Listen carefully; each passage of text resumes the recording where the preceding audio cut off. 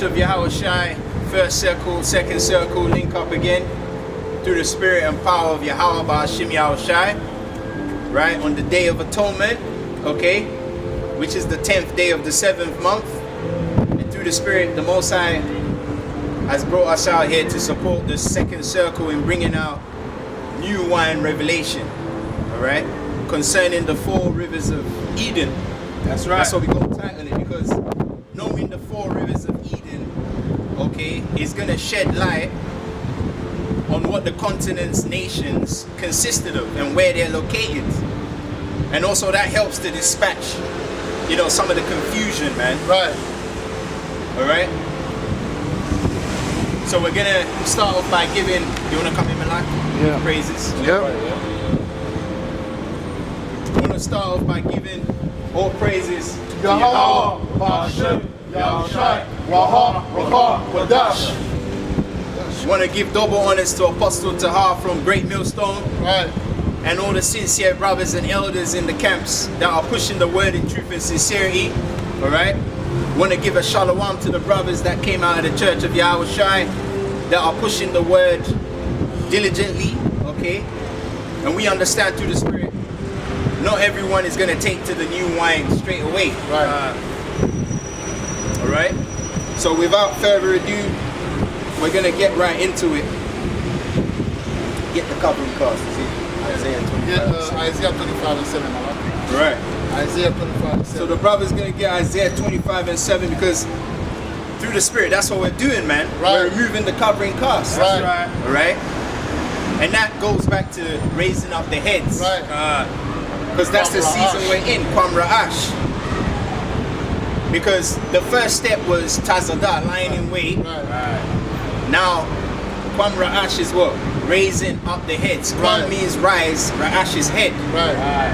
That also means raising up your mind. Okay? Bringing clarity. Because a lot of brothers talk about spiritual power, blah, blah, blah. What you going to do with the spiritual power when you get it? You know? If you don't know where you're going, what you going to do with the spiritual power, man? You want to put my bag on it, man? No, I'm gonna have to take off your bag, my lad. It's mad, bro. It's What like. you going to do with the spiritual power when you get it? Huh? Okay? It's kind of like having money, but not knowing what to do with it. Right. You need to have the intelligence alongside the money. The brain. I'm gonna put my bag on it, lean it forward this way. Because it's blowing that way, isn't it? No, it's just like if the more heavy it is, the more I need to change the state. Right, so like I was saying, yeah, before the disruption over there, before you receive a lump sum of money from Yahweh Ba'ashim Yahushai, he's first gonna give you the intelligence on how to apply the money so it can come back to good use, man. Right. So it won't be wasted. So a lot of brothers want to talk about the new wine is not necessary and all that. That means that you don't need to get no spiritual power. Right. Because you don't know where the land is to begin with. You don't know who the nations are. Because if I ask you, who do the Eritreans go back to, you won't be able to tell us. But these are major players in prophecy, man. Right. So why are you asking for spiritual power when you don't even know the basics? It's kind of like the brother was talking about the new wine, but he didn't know the 5th character in the Lashwana Kodasha. Right. That's confusion. The Most High deals with order. Yep. Just like when you go to school, you don't just get up and start working and get money. You got to go through the kindergarten, the KG stage 1s to 6, year 6 to year 13, then you go college, uni. That's how it is with Yahweh Ba'ashim Yahushai, man. Okay? So yeah, read that Isaiah 25 and 7, and then we'll get into it, man. The 4 rivers of the Garden of Eden. Mainly the river Euphrates, man. Right. Because a lot of people don't know where the Euphrates is. They think the Euphrates is in Asia somewhere near Iran, but that's wrong. Because we've already shown you the Syrians are from Somalia. Right. Okay? Right. Okay, this is the book of Isaiah, chapter 25, verse 7. And he will destroy in this mountain the face of the covering cast. The face of what? The face of the covering cast over all people, and the veil that is spread over all nations. Khan. So that's what we're gonna do through the spirit and power of Yahweh Bahashim Yahweh Shai. That's right. All right. So I'm gonna go into my notes, which I made over here. The 4 rivers of Eden. Concerning the 4 rivers of Eden, we must first consider the African country with the sinkhole effect, also scientifically called the Coriolis effect. We'll be draining anti-clockwise direction. Anti-clockwise. Yet my name's Hannington Kalunji. Who's gonna Kalunji. Yes, sir. Nice to meet you, Nice Kalunji. meeting you, brother. So right now we are doing what we call geographical water experiment, caused by the Coriolis effect. After pouring, you have to stabilize it, make the water come down. Okay. After come down the water, we drop this flour on top to see whether it's going anti-clockwise. Yeah. So the farther you move from the equator, the faster it goes. The closer the equator, the slower. So let's go north and see what will happen. Let's go and What see. is he doing? Now, Yes. the Coriolis effect has to change and goes into clockwise. What changes? It's called Coriolis effect, which is make the clockwise and anti-clockwise movement. And then they say your body weight on the latitude is less by 3%. You're lighter. You're lighter in the northern hemisphere. 0 latitude. From which country? Bulgaria, Bulgaria. Southeast Europe. Wow. Have you heard of Bulgaria? Exactly. I get some Bulgarian people to come and get We are very curious. What is that one for? So it's turning clockwise north. South anti-clockwise. 0 does nothing.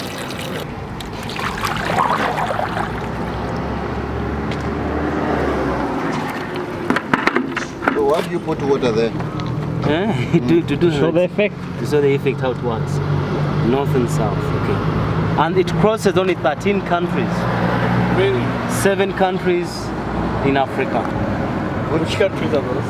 Then first do the experiment, then I'll name 2 afterwards. So Yeah. 0, now we need to see what happens to the flour. Clockwise or this is 0? 0, nothing. Oh, You're gonna get swallowed. So you're gonna have to put the Coriolis Right, effect. definitely. Okay. So the Coriolis effect, which is a clear indication as to where the center and the equator, because we know Yahweh always starts from the middle, right? Right. Okay. So the center and the equator of the continent is, and we're talking about the continent of Africa. All right. I'll get the map out. I'll let the Malak help me. Malak, the map is in my bag. If you want to take that out. So, because if you get the map of Africa, you can clearly see Africa's right in the middle. Right. So we don't take a dummy to know, okay, that the center is gonna be on that continent. Right. Right. Because even the brother that left, he said he drew a line, he drew an X. Right. And then he found the land of Africa to be right in the middle of the world map there. There you go. You know, that's common sense, That's right? common sense right there. All right.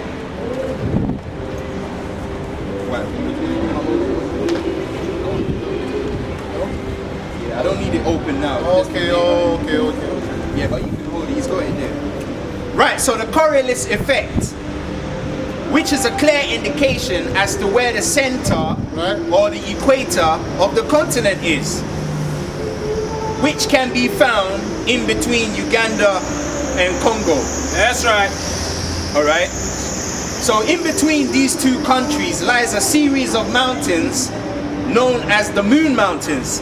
And we spoke about the Moon Mountains in the other video. Right. Because the Moon Mountains is where you find the source of the Nile River. Facts. All right. And when you look up the word Nile, Nile just means river. Right. That's all it means.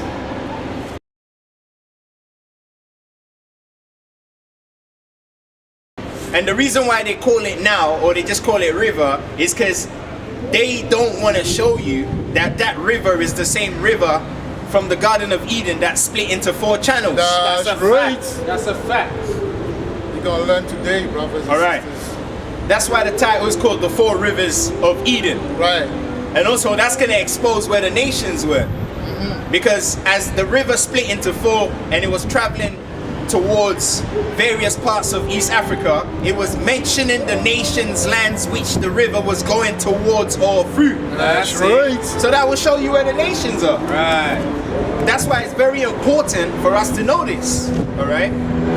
So now let's go to the next page. Right, it says, in between two countries lies a series of mountains known as the Moon Mountains, which happens to be the source of the Nile River. Okay, which goes back to the river from Genesis chapter 2 verse 10. So get Genesis chapter 2 verse 10. Right. So notice we're taking you right to the beginning. Right. So how can you say the new wine is not important when we're taking you right to the beginning to show you how things came into effect? Because that's what Yahweh Hashem Yahushai does. He always takes you back to factory settings. That's it. You know? That's why it says he's going to visit the world which he made. Because this is not how he created the world. Right. It has been customized, man. Alright? Things are not in its proper ordinance. Right. So Genesis chapter 2 verse 10. Read that. It's the book of Genesis, chapter 2, verse 10. And the river went out of Eden to water the garden, and from thence it was parted and became into 4 heads. And became into what? And became into 4 heads. So notice it became into 4 heads. So we're going to show you what the first head is. Okay, so carry on reading. What was the first head?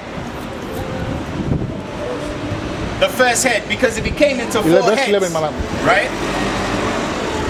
Verse 11. The name of the first is Pison. The name of the first is what? The Bison. name of the first is Pison. The name of the first river is Pison. That's what I like to call it. Yeah. Pison. That's all. Pison. So the first river is called Pison. Alright, so hold it there. Right, so Genesis chapter 2 verse 10, which split into Genesis chapter 2 verse 10, we're split into 4, but will all still be connected. Right. Because that's another point that they don't address. Okay, the river that split into 4, it didn't split into 4 independent rivers. They were still connected to the source. Right. That's a point that is not, addressed.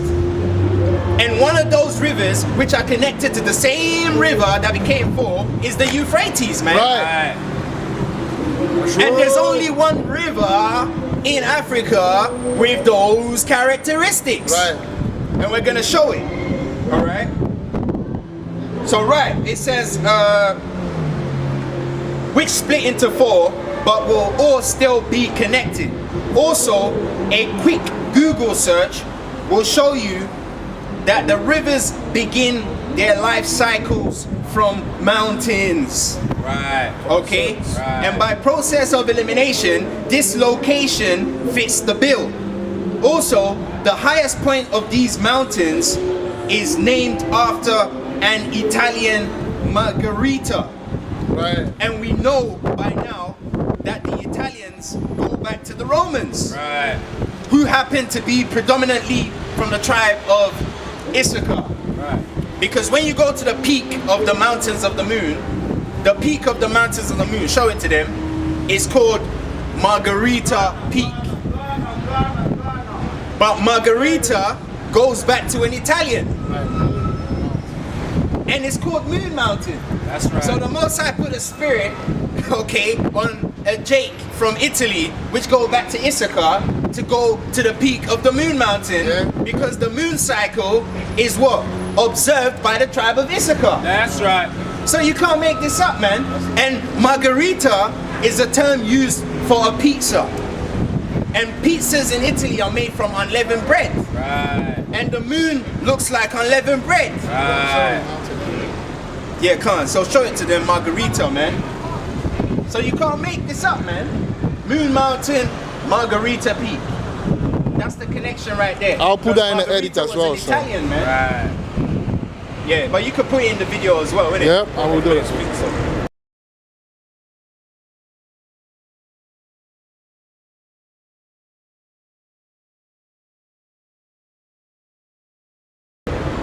Yeah, Yeah, exactly. Because you see how they make the pizza in Brown, Italy. right. It's brown. They put the onions on and everything on, but it's made from that flatbread. And that flatbread or unleavened bread, it looks like the moon, man, when it's full. Okay. Right. So let's carry on. So the Most High put the Spirit on that Italian. Also, the highest point of these mountains is named after an Italian margarita. And we know by now that the Italians go back to the Romans. Right. Because the brother made the video about, through the Spirit, the Romans were what? From the Issachar. tribe of Issachar. Facts. And when you go to Italy, there's a place in Italy called Roma. Yeah. There's even a football team called AS Yes, Roma. Yes. Okay? And they got that pomegranate color jersey. That's right. The Facts. crimson color. Facts. You understand? So we know what's going on up here. But yeah, brothers are still gonna scoff though. That's why you're gonna be guilty at the council. And we're gonna get that precept, man, because there is gonna be a council where all of the scoffers and the gainsayers and the naysayers and the murmurers are gonna be probed. Yahushua spoke about it. Right. You're gonna be guilty of the council, man. From his mouth. So you're gonna get blasted on the council. So you can shuck and jive right now, but soon you're gonna be accountable for it. Yeah, read it, man. Yeah, Matthew 12 and 13, and he reads 36, Malak, and he says, "But I say unto you that every idle word that man shall speak, they shall give an account thereof in the day of judgment. Right. For by thy word thou shalt be justified, and by thy word thou shalt be condemned. And by what? And by thy word thou shalt be condemned." Yeah, so you know, you come on the camera, you curse brothers out right now because the heat ain't started. You're calling brothers out in their name. I've been in this truth longer than most of you, and I ain't never called a brother's government name out before. Okay?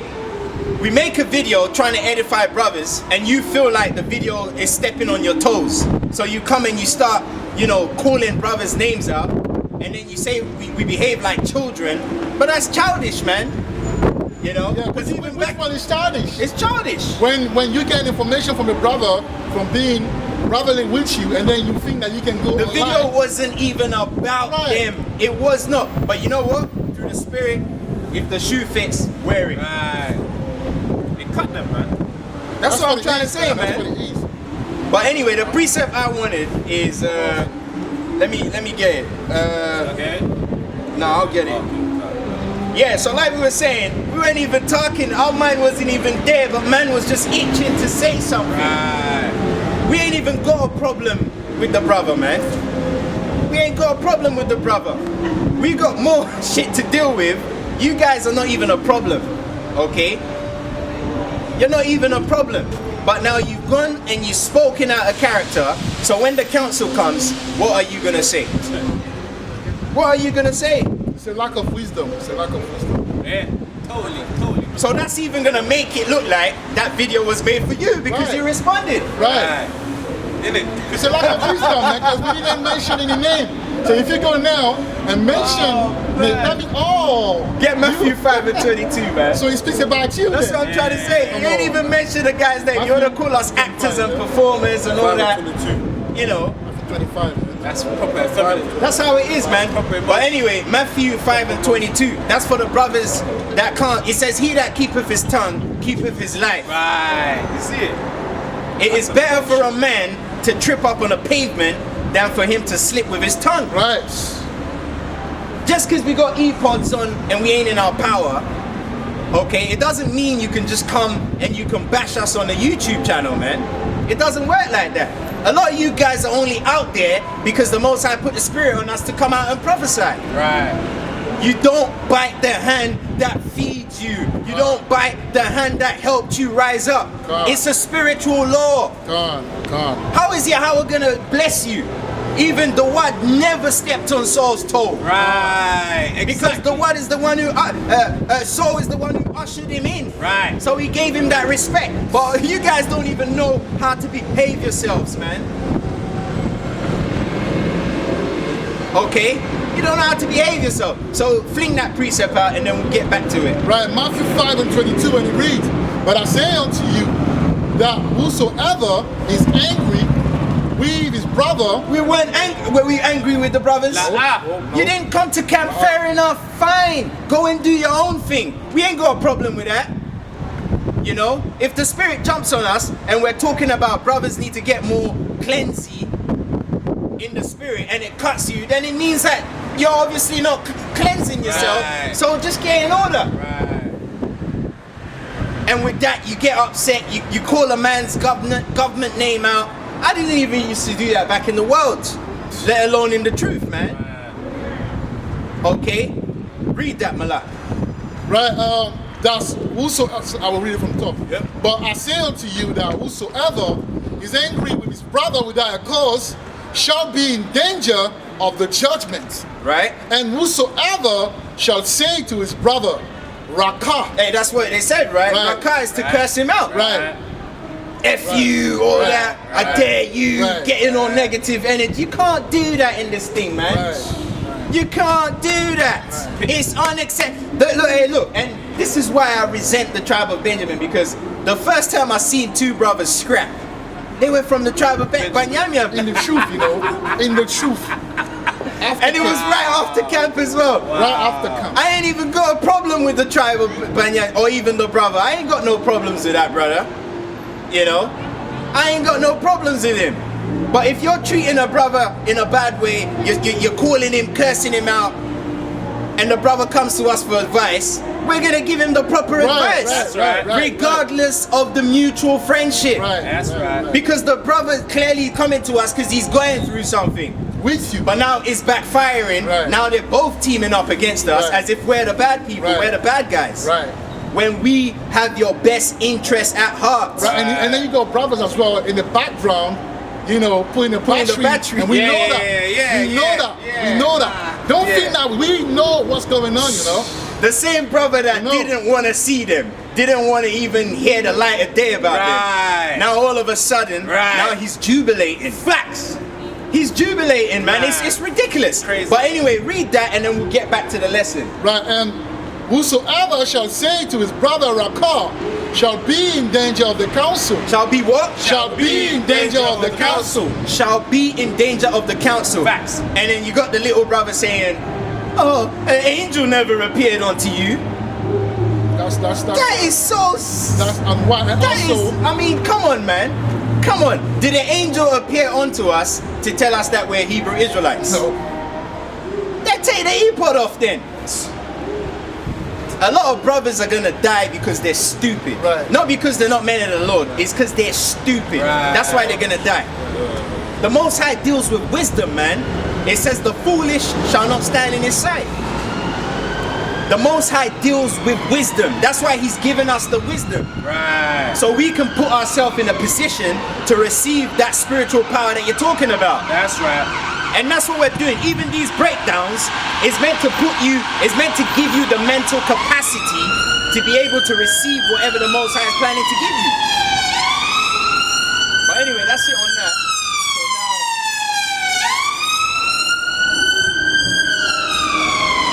yeah, man, we ain't got no problem with the tribe of Banyamin. Banyamin is a little tribe anyway, Right. you know? Look, Show them Togo. where it is, Togo. Togo is a little tiny Right in piece. between. No one ain't worried about Togo, man. Right in between. You know, we got Nigeria to worry about. Right. We got Algeria to worry about. Right. We got Mali. Right. Togo is just a little strip of land, man. You know? Little Benjamin, we ain't worried about little Benjamins. Because we know what to expect from a Benjamin. Right. You know, we know. It's so obvious, man. But we ain't even got a problem with the brother. That's what we're trying to say. No problems, man. No problems. But anyway, let's carry on though. yeah, it's all good. It's all good. Let's carry on. Let's carry on, man. Because like I said, the first time I see two brothers fight, scrap, and they were blood brothers too, they were Benjamites, bro. So that tells you what you need to know. That's saying the truth, man. So we ain't surprised, man. We ain't surprised. Yeah, that was the truth. But anyway, let's get back to it. So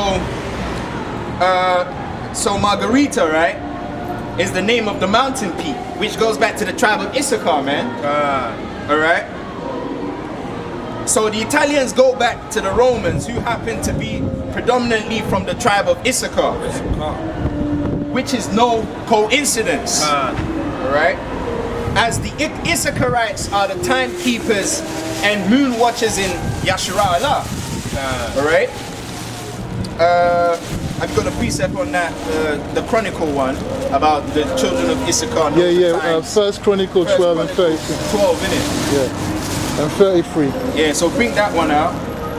Right, so the Issacharites are the timekeepers and moon watchers in Israel. That's right. Which verse? Go check it. Is it 33 or 32? Check it. Issachar, what are you saying? That know the times, or is it 28? No, it's 30. Men of understanding, yeah, that's the one.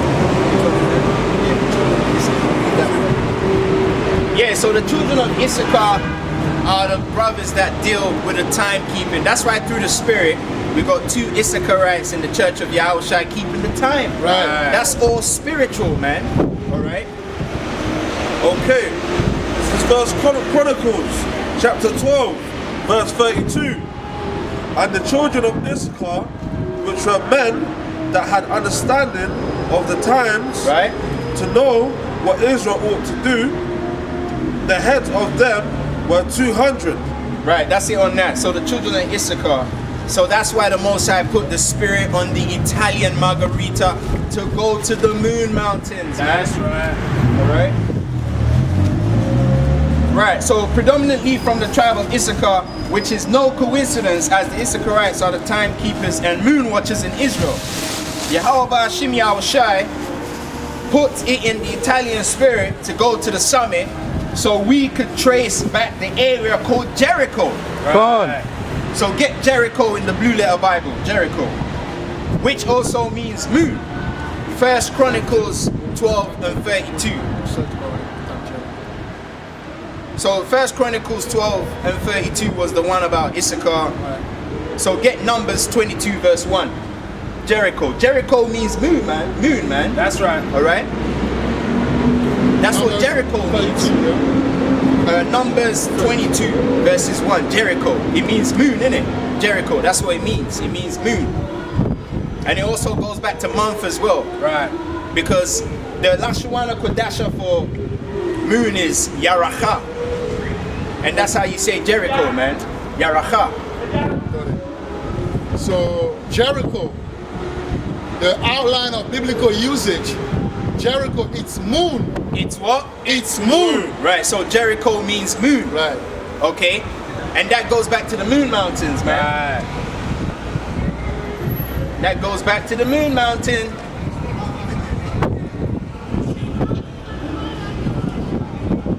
Yeah, that's it on that, bro. Yeah, I will put Yeah, on put this. it in the video, yeah. So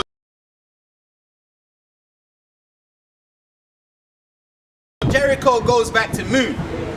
Alright, and the moon is feminine and the sun is what? Masculine. That's why the moon goes back to the women's cycle. Right. Okay, because you need a moon to get a proper cycle going. Okay? That's right. You need a moon, man. You need a moon. And we're gonna show you that the moon is feminine anyway. It says that in Ecclesiasticus, innit? The month is called by her name. Right. Yeah. That's right. Ecclesiasticus, yeah. But anyway, we'll get that later. Let me carry on because we've got quite a bit to go I through. can always put down the. Right. So also, when you look up the word Jordan, its outline of biblical usage goes back to sink down. So look up the word Jordan in the scripture. Jordan. The outline of biblical usage goes back to sink down, which goes back to the Coriolis effect. Okay? Why does it say to sink down? Because that's that sinkhole thing. Right. Alright? It goes back to what? The Uganda, the Coriolis experiment thing. God. Okay? The brother gonna put it in the video anyway, just to make people understand what's going on. Yeah, go to the root word etymology. It says to go Right, down. so Jordan, to go down, Right. descent, to sink down. To what? To sink down. To what? To sink down. Right, so when you show the Coriolis effect of Uganda, you see the water sinks down. Right, I will That's show that. right. All right. I'll put as well all the outline man. of biblical usage. I'll put as well. With the It's all edits there, man, to sink down.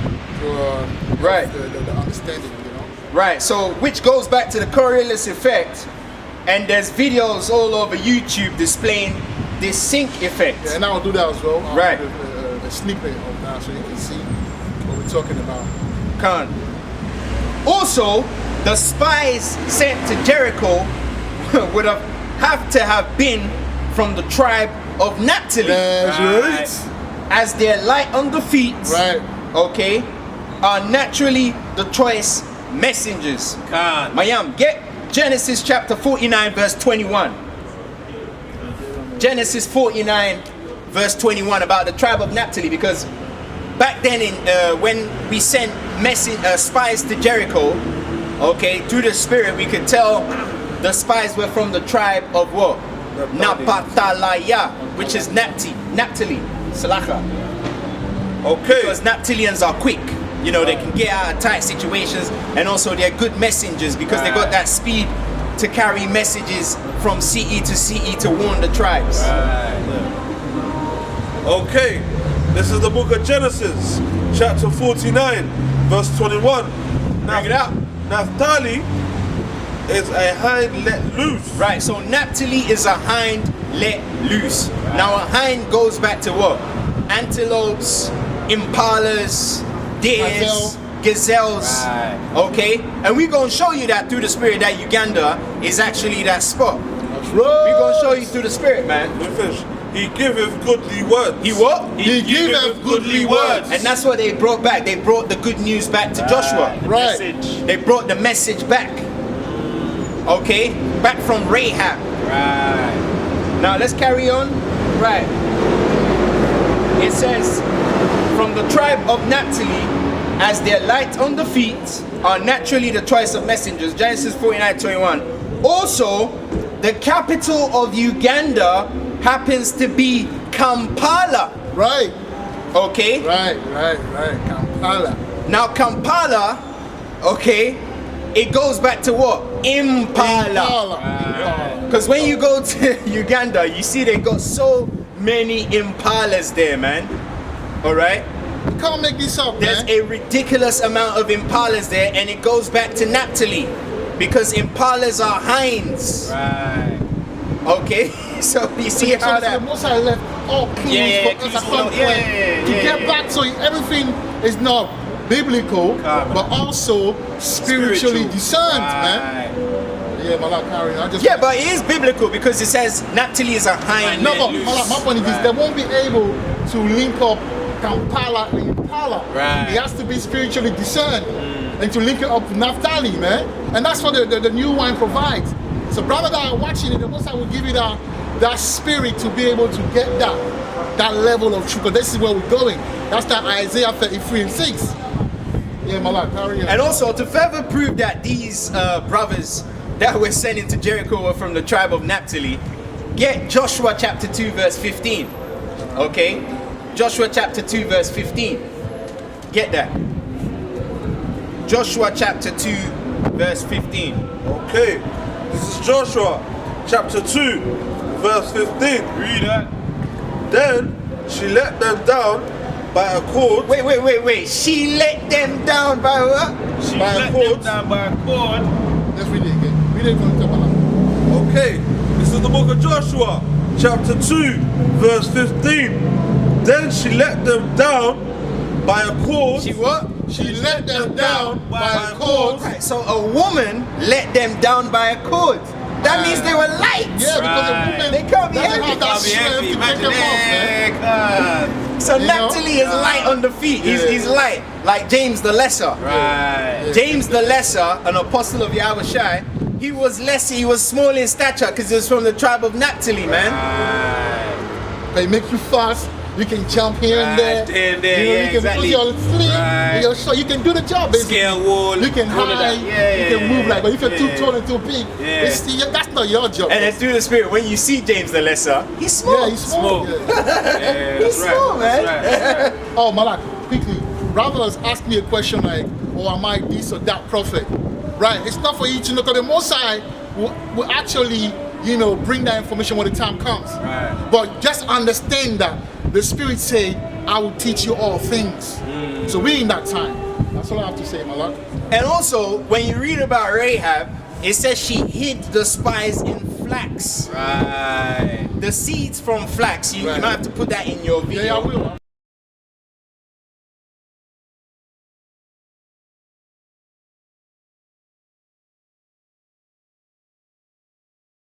I will, my lord. The seed from the flax seed is used to feed horses, Right. man. Right. And Naphtali is a hind. He's fast. He's got the speed. Horses are what? It carries the messengers. Right. Right. So that's all spiritual. Why she hid them in the flax? Because flax seed is horse food, man. Right. And horses are known to have what? Speed. That's right. And Naphtali has what? Speed. Them men, they must have been in there just eating that as well, yeah. You know the way they're like. So it's safe to say that Usain Bolt is not yeah, because naturally, that the speed that he has got that is speed, like yeah, it's out of here, ridiculous, man. It's God given. Yeah. You can't train for it. Yeah, that's right. Right. So Kampala happens to be named after the impalas, which Uganda has an exceptional amount of. Right. Also, that's why they call the capital Kampala. Kampala, yeah. It's named after the impala. Right. It says which Uganda has an exceptional amount of. Okay. It says also this spiritually ties into how Naphtali being a hind or impala was let loose into Jericho and came back with a good report. Because remember, all the tribes were together as a group, but they released the two Naphtalians to go Right. into the land. Right. They released them, they let them out of the group. So Naphtali is a hind let loose. Let loose from what? From the congregation, man. Right. So that prophecy was for that exact purpose. He's a hind let loose. He's gonna bring back goodly messages or goodly words Right. to encourage the Israelites to go and take over Jericho. So everything is linked, man. Yep. We're not pulling it out of our ass, you know? Right. That's what I'm trying to say. So it says also, this spiritually ties into how Naphtali, being a hind or impala, was let loose into Jericho and came back with a good report Right. on Right. the land Right. pertaining to prophecy, man, Right. concerning the tribe.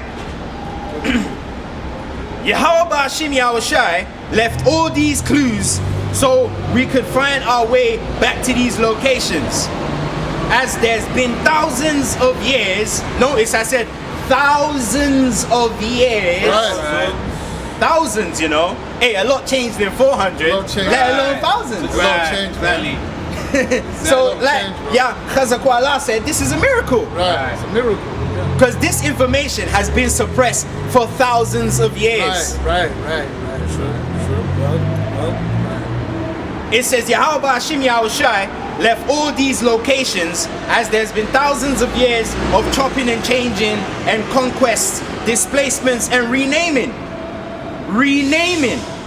But the landmarks such as the rivers, the mountain terrains and natural compasses via the equator, demonstrations of the Coriolis effect, serves as a irrefutable display Right. of the hidden secrets by the heathens and bastard children. That's right. So Right. basically the mountain can't be removed. Facts. The river can't be removed. Right. These are natural landmarks, okay? For those of you brothers that have any kind of wisdom about you, can use to trace yourself back to the land. Because it's a natural landmark, Right. you know? Right. It can't be removed. The mountain will still be there. Right. The river will still be there. Right. The impalas will still be there. You know, Esau can shoot as many impalas as he wants. Right. But there's too many to kill. Right. He probably has tried. Yeah. Pew. Nah, But they just to keep get away, multiplying, yeah, innit? multiply, get away. Come on, bro. See what I'm trying to say? Yahweh Ba'ashim Yahushai did this for, hey, even the Coriolis effect. Right. That will show you, oh, this is the middle. That's why it's the sinkhole. It's sinking down because it's the middle. Because when you put a compass on a paper, it sinks into the paper. Right. Common sense, man. Facts, man. Right, so check this out now. It says chopping and changing and conquest, displacements and renaming, but the landmarks such as the rivers, mountain terrains and natural compasses via the equator's demonstration of the Coriolis effects serves as an irrefutable display of the hidden secrets by the heathens and bastard children, because the bastard children came and changed the names of places. Right. That's right. Alright. That's right. That's a fact. They called Nigeria what? Nigger area. Yeah, Negro land. You know, all of these were done as a ploy. Psalms 83. Right. Come and let us put them out of remembrance. Right. How else are you gonna do that? You know? That's why these knuckleheads wanna go up to that little satellite dot. That little satellite dot right above Cairo, thinking that's the land of Israel. Right. Okay? The bastard children alone can't even fit in there, let alone exactly the Israelites. Can't. The sand of the sea, you know. Right. Right. Now, a vivid inspection of Genesis chapter 2 verse 10. So get Genesis chapter 2 verse 10 again, Malak, because we're talking about the four rivers, right? Right. The four riverheads. Now, a vivid inspection of Genesis chapter 2 verses 10, okay? The first point we must consider is the fact that Africa is a continent devoid of a northern hemisphere, Right. as it consists primarily of an eastern, a southern, and a western landmark. That's Right. right. Because there's no north in Africa. Can't. There's only east to west to south. Right. The movement of the sun. And it makes sense because the sun gives life. Right. That's right. So the Most High put his land right in the middle and shaped it like the movement of the sun, which is Right. logical, Right. you know? So it says, this is evident with the vast amount of pyramids showcased in Sudan, which happens to have more pyramids that also predate the ones in what they call Egypt today. Right. Because they're saying, the pyramids were in Egypt, but Sudan got more pyramids, man. Right. So, Facts. so that goes to show you, Facts. okay, that they've narrowed Egypt down to the bit where you find Cairo. Right. Because there's a crafty council going on there, man. That's right. Because you gotta remember, Ptolemaeus, who comes back from Alexander the Greek's empire, that's the spot he was couched at. Right. That's right. So everything has to pertain to that location. Can't. That's why they've sabotaged all the history of Egypt Right. and shifted it all the way up to that Cairo area as if that was the only part that the Egyptians had. But when you go to Sudan, where you find the men of stature, Right. Yep, the dark toe the dark tall, African. smooth skinned, That's right. Yeah. a peeled nation. That's what the scripture says. A peeled nation, a smooth skinned people, fierce people. Because they had to be fierce to keep people, to keep up. Look how hard-headed the tribe of Benjamin are. Imagine To that. keep those hard-headed Benjamite wolves in check. Imagine You have that. to be a feared nation, man. Right. The Egyptians were no pushovers, you know. Nah. If they were pushovers, you think they would have been able to usurp over Jake to the point where they cried to Yahweh to come and yeah, deliver them. come and get them. Yeah, exactly. Exactly. Now the Most High has watered them down. Now they're fighting amongst each other, so they don't have time to come and persecute Yeah, exactly. you guys. So you think they're no people. But back in the days, you see the work the ancient Egyptians used to put in. You marvel, man. Okay? How do you think those pyramids were built? Right. They were beating the hell out of Jake, man, That's right. to get Jake to do that. That's right. Even to the point that Marshall had to rise up and kill one of them. That's right. Because he was like, nah, man, this is too much. Too much, man. You know? And really, if you want to talk about real killers, the tribe of Levi are the real killers, man. So all of you other tribes like the Benjamite tribe, Ephraimite tribe, you guys think you're about it, you're togging. You ain't togging, man. The real togs, and I say tog, because that's how we say thug in West Africa. We say tog, okay? You want to be a real tog, you need to talk to the Levites, man. Right. Because even Phineas, Right. Oh, Mighty I don't think a lot of people know about that. I don't think they know about it a lot. About You don't want to talk about Phineas, the #1 Benjamite slayer. Yeah. Okay. And that's why through the spirit they don't like Phineas as But well. Phineas is around, you know. Of Phineas course he is back. around. I want to time them, man. Don't ask me that question. I want to time them now. Phineas is back in Babylon, That's what man. I'm saying. What are you talking about? The tribe of Levi are the real killers, man. Back in Because even England. right from Genesis, which tribe was the first tribe to slay a man? It was Levi and Simeon. Levi. Levi and Simeon, that's right.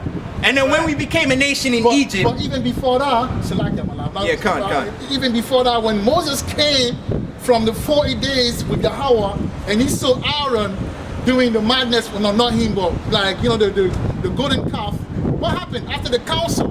The Levi went and killed all the worshippers of the golden calf, man. So then, right there, you know that the Levi were the first killers, bro. Even the what do you call the Avengers of Blood? Who do you think they were? They were Levi, man. Yeah, man. Simeon You and know? Levi, boy, they slew up them. It's It's a whole nation at the minute. For their the whole for their village, sister, the whole innit? village. Only for their sister, two men for their sister. Imagine so you that. got to respect Real the killers, tribe. man. That's why I never disrespect the tribe of Levi, man. Never. Because I know what they're capable of. Right. Yahweh is a man of war. Right. So he chose the tribe of Levi for a reason. Because he knows they're the only tribe that can check you nations, man. Right. You know?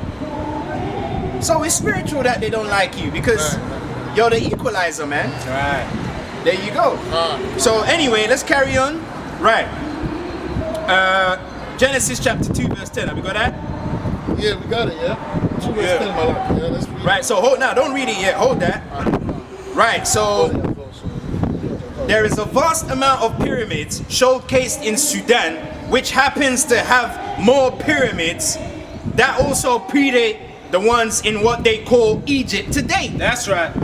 The triangle or the tri-shape is another hint that the ancient Hamitic people, Hamitic goes back to Hamite, right? Right. So the ancient Hamitic people had the understanding of their coordinates being the shape of the African continent. Right. So the Egyptians knew the African continent was shaped like a pyramid because the sun travels from what? East to south to west. There you go. And it's right there. The Malak got it right there. Right. They also understood that they were eastward. Right. Which brings to perspective Genesis chapter 2 verse 10. Yahweh caused a river to spring forth from which obviously could be none other than a mountain, which happens to be the source of rivers. That's Right. Because mountains are the source of rivers, That's man. right. Facts. That's right. So which better place than the Moon Mountains? You know? A look at the first river called Pison will point to none other than the mountains of the moon. Right. So Pison is found at the mountains of the moon, which is the source of the Nile River. Right. Okay? Found between Uganda and Congo. Alright? But we'll just say Uganda for now because of the Coriolis effect. Right. That's right. Yeah. Right, so the root word etymology to spring about. So get Pison, root word etymology for Pison. And also you can put it in the video. Yeah. Because when you go to the Moon Mountains, you notice that the source of the Nile is springing out of the mountains. That's It's right. springing forth. That's right. And that term spring goes back to what? Offspring. Meaning that is the birth of the river. Right. That's why it's springing out of the mountain. So the Moon Mountains is like the mother.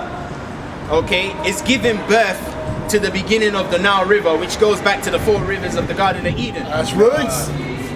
So when you go to the etymology of Pison, right, you have to go to the root word etymology to find what I'm about to read. Right. It says to spring about. To what? To spring about. Right? So that goes back to offspring. Right.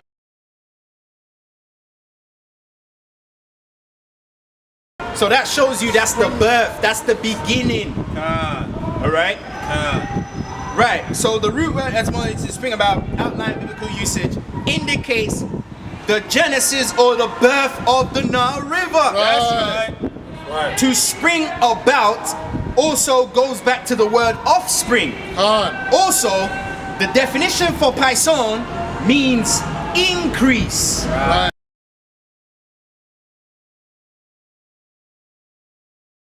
Increase.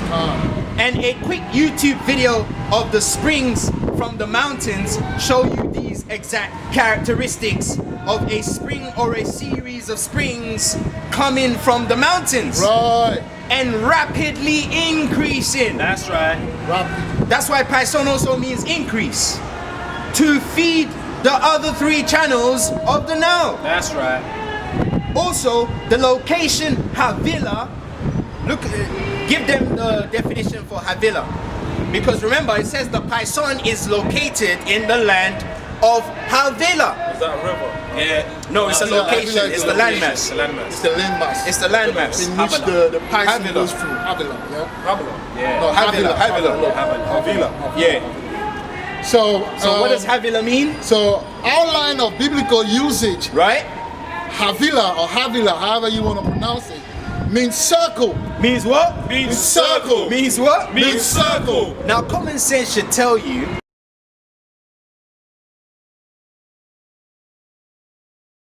that the sinkhole is what? A circle. Right. Right. That's what creates the Coriolis effect. Right. And when you put the compass down, it makes a circle. Khan. That's why the Most High always talks about compassive. Compassive. Yeah. That's right. It's right there, man. And you get that in Uganda. Okay? So, it says also the location Havilah means circle. Right. Which goes back to the circle of life. That's Because right. life began there in the Garden of Eden, man. And he's proven, because when you go on Google or wherever, they tell you that area is the cradle of mankind. Right. That's where everything started. So even the scientists can tell you about that, man. Come on, man. Just like the Bible is speaking now. Right? The Bible is speaking to bring life and life to the elect. We gotta know about this thing. You gotta be level-headed before you get in the kingdom, man. Receive power. You gotta be level-headed before you receive power. Right. A king don't just become a king, you know. He gets trained. He needs to learn the history, the culture, the lands, the enemies, the nations. So, He don't just become king. How's he gonna rule with no wisdom? Even Solomon, he needed wisdom to rule. That's why he asked Yahweh, give me wisdom. Yahweh's given the wisdom. That's a problem. You ain't gonna be king. So like, even if you get a future power, where are you going? When you go out to take all these beautiful virgins, are you When you taking gonna them to take Tel Aviv? Come on, man. You gotta know where you're going. Seriously, you gotta know where you're going, man. So we bringing you. You gotta know where you're going. So the brother, the spirit jumped on him to help you with that. But Jake is ungrateful, man. Yeah, proper. Jake is very ungrateful, bro. And that's the same thing that did to Yahweh Shai. When Yahweh Shai came in the new wine, they was fighting him. And when he died, they're like, oh, surely he was the son of God. Yeah. Now it's a Christian talking shit, man. That's the one I They used to always say. come out. That's what I'm saying. They always come. That's the spirit, though, isn't it?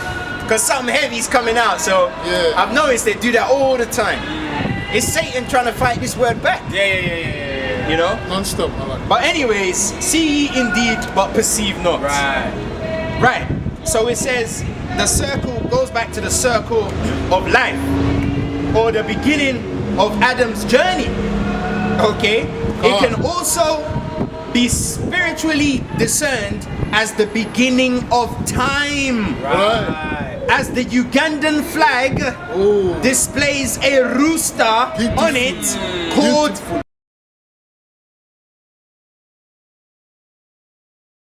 the grey-crowned crane. This can be discerned as an indication of Uganda having the frequency of time's beginning. As birds usually mark the start of a man's day. Right. Hey. You heard that growing up when we went to the village. Yeah. When you hear the birds chirping in the morning, chirping in the that's morning. a cock crowing. The cock crowing. You know, it's I'll morning, never isn't forget it? that. Rise and shine. You wake up, you know it's time to get up. Time to get up. But today, we need the alarm. That's the reason why we're not able to get this new one, because we've been Babylonized for too long, man. Sleeping, man. Man wake up with the alarm. They're supposed to be waking up with a coke, singing or whatever. Yeah, man. You know? Yeah, man, absolutely. And apparently, it has been scientifically proven that when birds chirp, the plants grow bigger. Because the birds, when they sing, that's why some Japanese scientists, they used to play orchestral music for plants, and the plants used to grow big. Right. Because the plants are listening to the music, and it opens up the stomata of the plant when they hear the bird chirping sound. Right. They're living being, isn't it? They're living. You know what? That's a circle of life, because they're probably doing that in order for the birds to obviously come and obviously like take their seeds and whatnot to send it elsewhere, innit? So it can grow again. Yeah, dispersion. Circle of life, man. Right, so Havilah being identified as a circle can also be related to Lake Victoria. Because Lake Victoria is got like a circular form about it. Right. Okay? Right. So the fact that the area is called Havilah, which means circle, that's why that Lake Victoria is there. And also when you look it up, it says Lake Victoria is the biggest freshwater lake in the world. Right. Fresh water. What does water give? Life. Right. It gives life. It gives life, man. You know? So there you go. Right, so it says Havilah being identified as circle can also be related to the Lake Victoria, which sports a somewhat circular shape. Also, the Coriolis effect demonstrates a circular motion, going back to the sinkhole effect. Going back to the sinkhole effect previously spoken about. All this indicates the location of not just Pison, but also Havilah.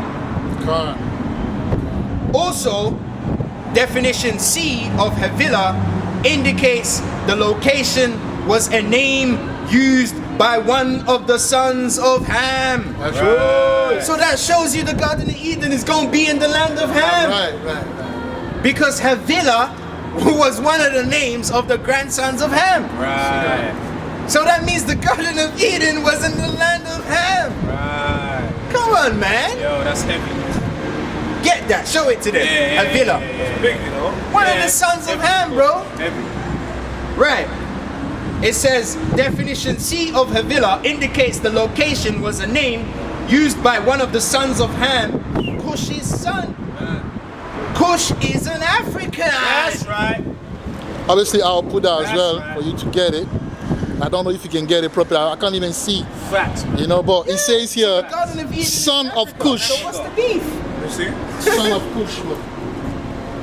Son of Cush. Havilah. Facts, man. So if the Garden of Eden, if the beginning of mankind is in Africa, which really they've been known, they just couldn't prove it. Right. Because Esau said it started in Mesopotamia, which is in Iraq. That's some bullshit, man. That's some BS. Nonsense. Iraq ain't got no gardens over there. You know, but Africa, look at all the greenery. When you go to Uganda, Uganda's like Avatar. Man. It's just that when they show Africa, they show them children starving with flies on their mouth. And that's how Esau uses the media. To deter you. Crazy. There's a YouTube channel from some guy from Ghana. It's called Wadamaya. He's got like 1 million subscribers. The highest. He's basically the highest subscribed YouTuber in Africa, but he's from Ghana.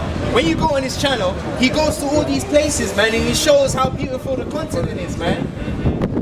You won't believe how beautiful the continent is. We're talking about Wadamaya. Yeah, with the Maya. Yeah. He shows Africa for what it really is. And the Most High did that for a reason. Yeah. Because everything is going back there for a long time. That place called Africa. Even when you look at it on the world map, they reduced Africa. Now, that's not the original. No. Africa is the biggest country you can put South America, North America, Russia, Europe in the land of Africa. But they're reducing. That alone should tell you that they're trying to how can I say that? diminish the power of Africa by bringing down the size, man. Yeah. But really, it's a very beautiful place, and this is the land of where the honey and the milk flows, man. This is where you get all of this mineral, those natural resources, and those beautiful stones. And also, when you read the Bible in Revelation 21, it speaks of the stones, the gems, right? Where are you gonna find those stones? In the land where the kingdom is, man. So we gotta use now our mind and our intelligence and our wisdom to figure out this truth, man.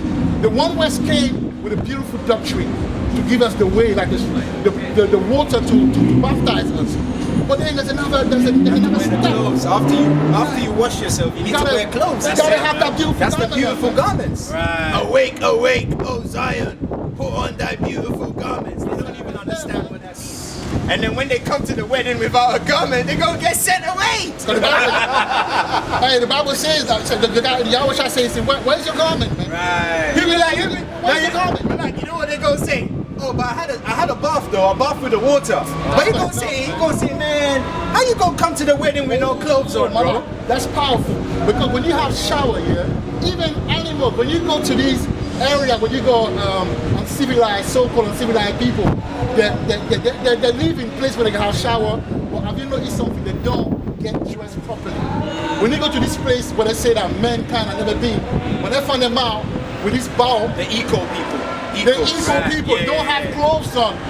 The clothing means a civilized, a king, right? And that's the reason why. And this knowledge will Right, and it will give you that. That's why you see the gangs, because they're animalistics. Right. They don't know how to deal with situation. In the truth, when there's a new situation, there's a council. In the street, they're gonna murk you. Right. That's the counseling right there. You pay with your blood. That's it. Yeah. In Israel, before you pay with your blood, there's a counseling. Right. That's the comment, man. But the brothers don't want it. They want to be animals, man. They just want to have the water, but they don't want to grow into being kings. But yet, they desire the kingdom. It doesn't make sense. Madness. And it's not going to be tolerated because you guys are not in charge anyway. Right. You're not in charge because these revelations and these understandings has been given to the guys who are in charge of this new wine. Right. And it's fine if you don't want to get down, you know. It's just like they say, the old man. They haven't really let go of the old man, have they? You know what I mean? Right. In a sense, they're just playing like they have. You know what I'm saying? Like, because obviously they've bucked up on a little bit of understanding and whatnot, like. But there's progression to this thing. There's forwardness, like. You know what I mean? And it's like they don't want to forward. But rivers move, don't they? Rivers move. They move. That's it. They're in constant. Even in your body, your veins, the blood. Right. Once the blood stops moving, Stagnant. what happens? Dead. Exactly. Dead. You know what I mean? So you carry on playing old boy until you pass out. Yeah? But yeah, so that was the breakdown for Pison. So Pison is located in Uganda, where the Moon Mountains are. That's the source of the Nile. So now we're going to deal with the second river. So concerning the second river that sprang from the first river source, Pison, because remember, Pison became 3 other channels. So that means all those rivers are connected together. They are not independent rivers, they're all connected. Right, so concerning the second river that sprang from the first river source, Pison, we must consider the outline of biblical usage for Gihon. So get Gihon. Right. So we don't Pison, so now it sounds like French. Pison. So now we're going to do Gihon. Right. Okay. The Most High speaks French, right?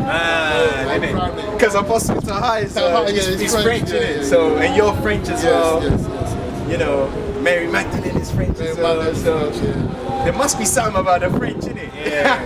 The accent's got to have come from somewhere. Yeah, because the French, they've got as well, innit? Yeah. They have, yeah. See what I'm Because saying? the English say R. Right, yeah. Come on. But French, even if you see, maybe it's a variation of the Lachouana Kodasha, yeah. The French were Jake, man. And also they've got La as well. Yeah, they got La. Yeah. They got Ta. Ta, They got Ma.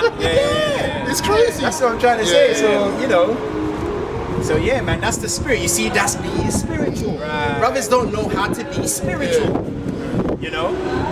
If you ain't spiritual, you ain't gonna get this, you know. A lot of brothers are carnal. They got carnal energy. You know, they can't sit back and meditate and get spiritual. Anyway, Malak, there you go. So, Genesis 2 and 13, it says, and the name of the second river is Gihon. The same is he that compasseth the whole land of Ethiopia. Right? It's like Arion? Is that No, the definition for Gihon. Oh, yes. So that's the second river, Gihon. And it says it compasseth the whole land of Ethiopia. That's right. Now, you're gonna have to put it in your video. If you look up the old maps from like the early 14, 15, 1600s, Oh, yeah. the place where they call Uganda was actually called Ethiopia.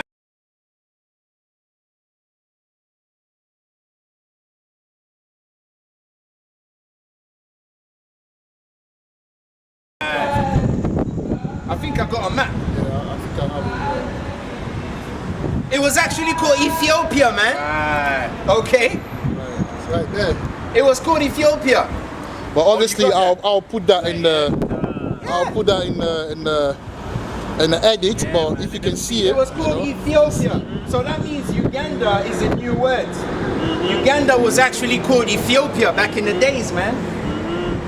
That's why if you see where the source of the Nile is in Uganda, where the Moon Mountains are, it shoots upwards. Right. And it goes around. You know, it doesn't really show the river. You can't see it properly. Yeah. But if we get a picture of the Nile River, you can actually see it. I'll put it out. It goes across Uganda Yeah. all the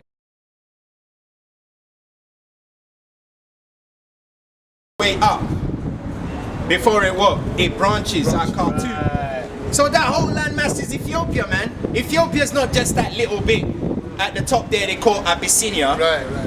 Okay, it was bigger than that. It was bigger than that, man. Right. So let's get to it. So get the definition for Gihon. Gihon. Right. So Gideon, outline of biblical usage, bursting forth. Bursting what? Bursting forth. Right. So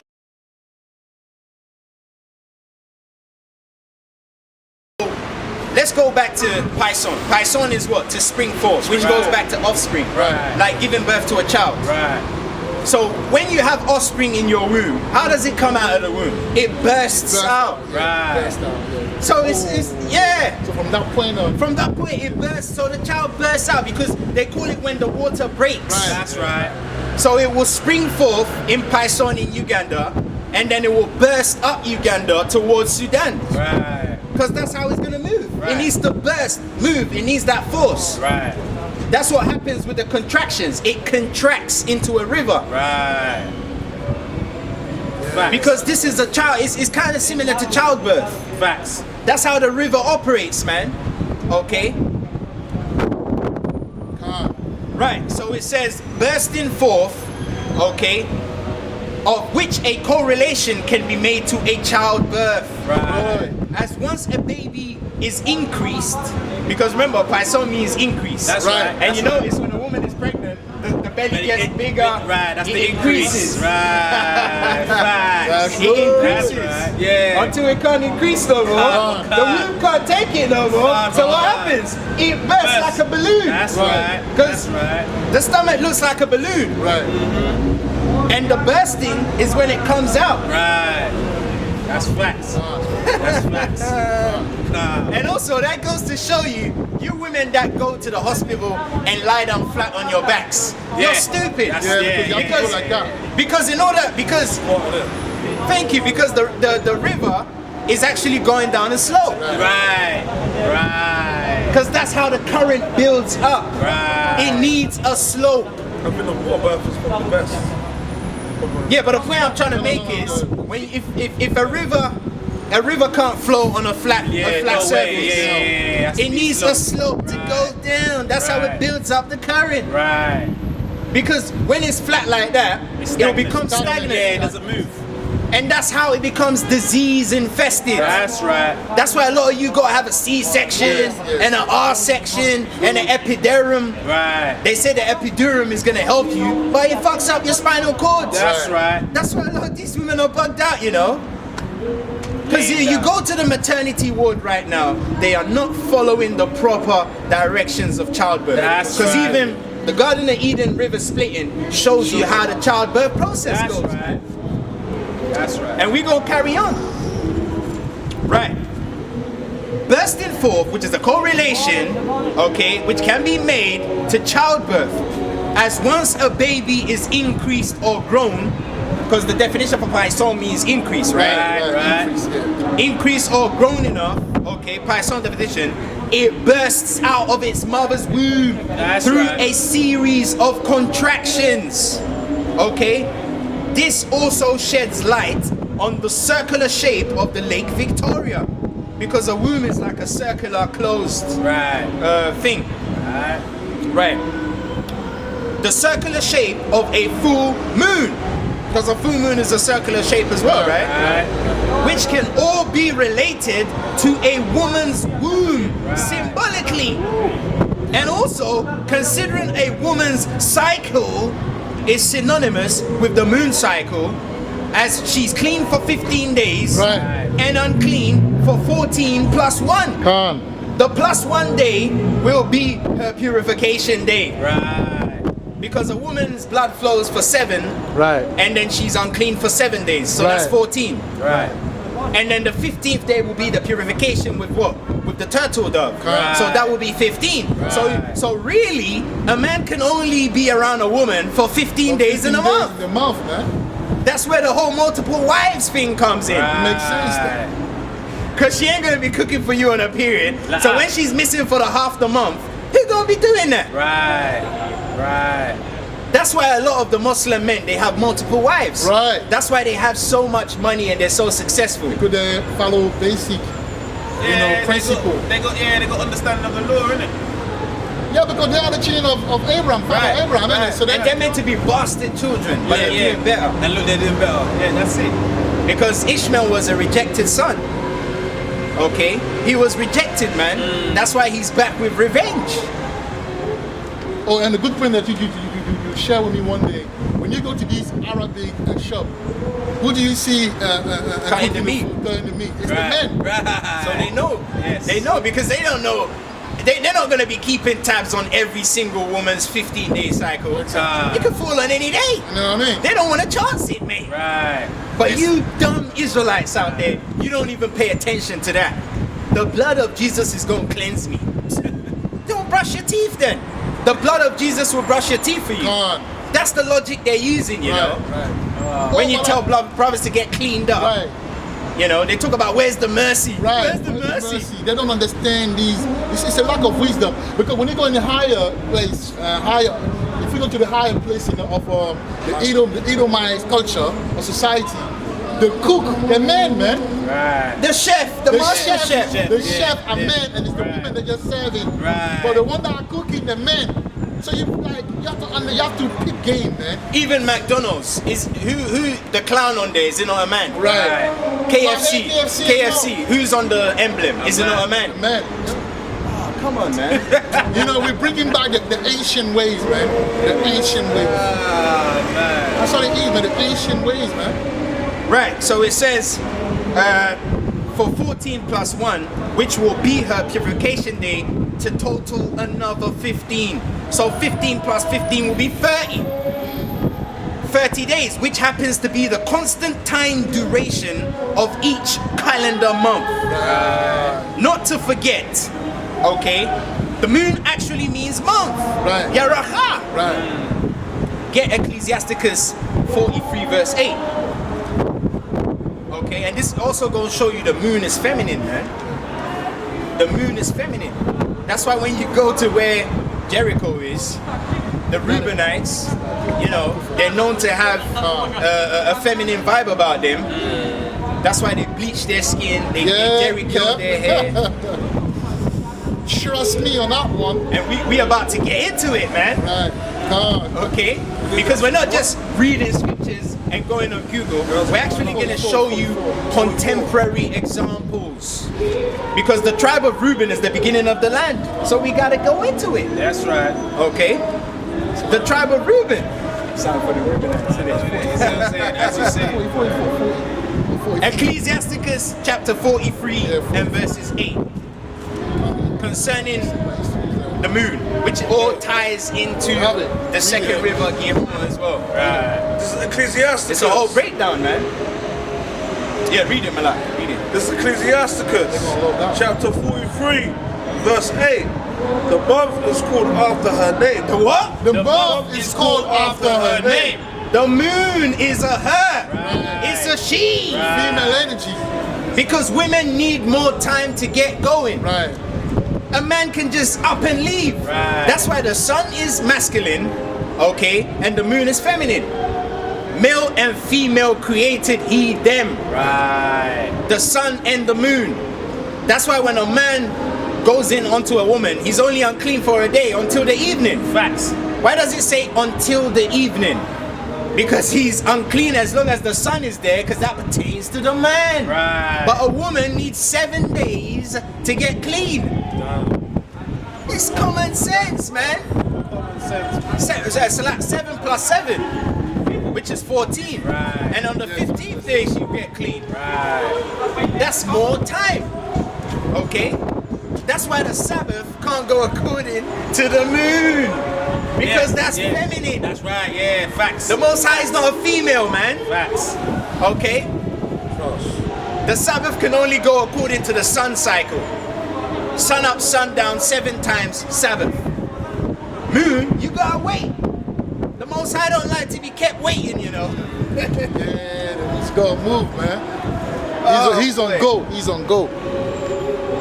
He's on go mode. If the Sabbath went according to the moon, that would mean that the Sabbath count would have started on the 4th day of creation. Right. Because that's when the moon was created. Right. You know, the sun and the moon were not in existence on the first day.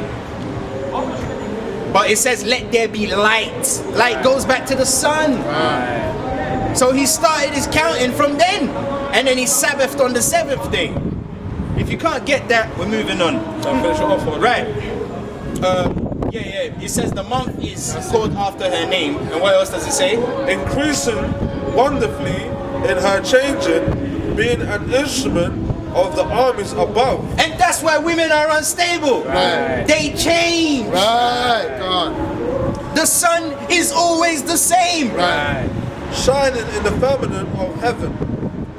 And that's why one minute she loves you, the next minute, oh, I don't know how I feel. Oh, I don't think I want to do this anymore.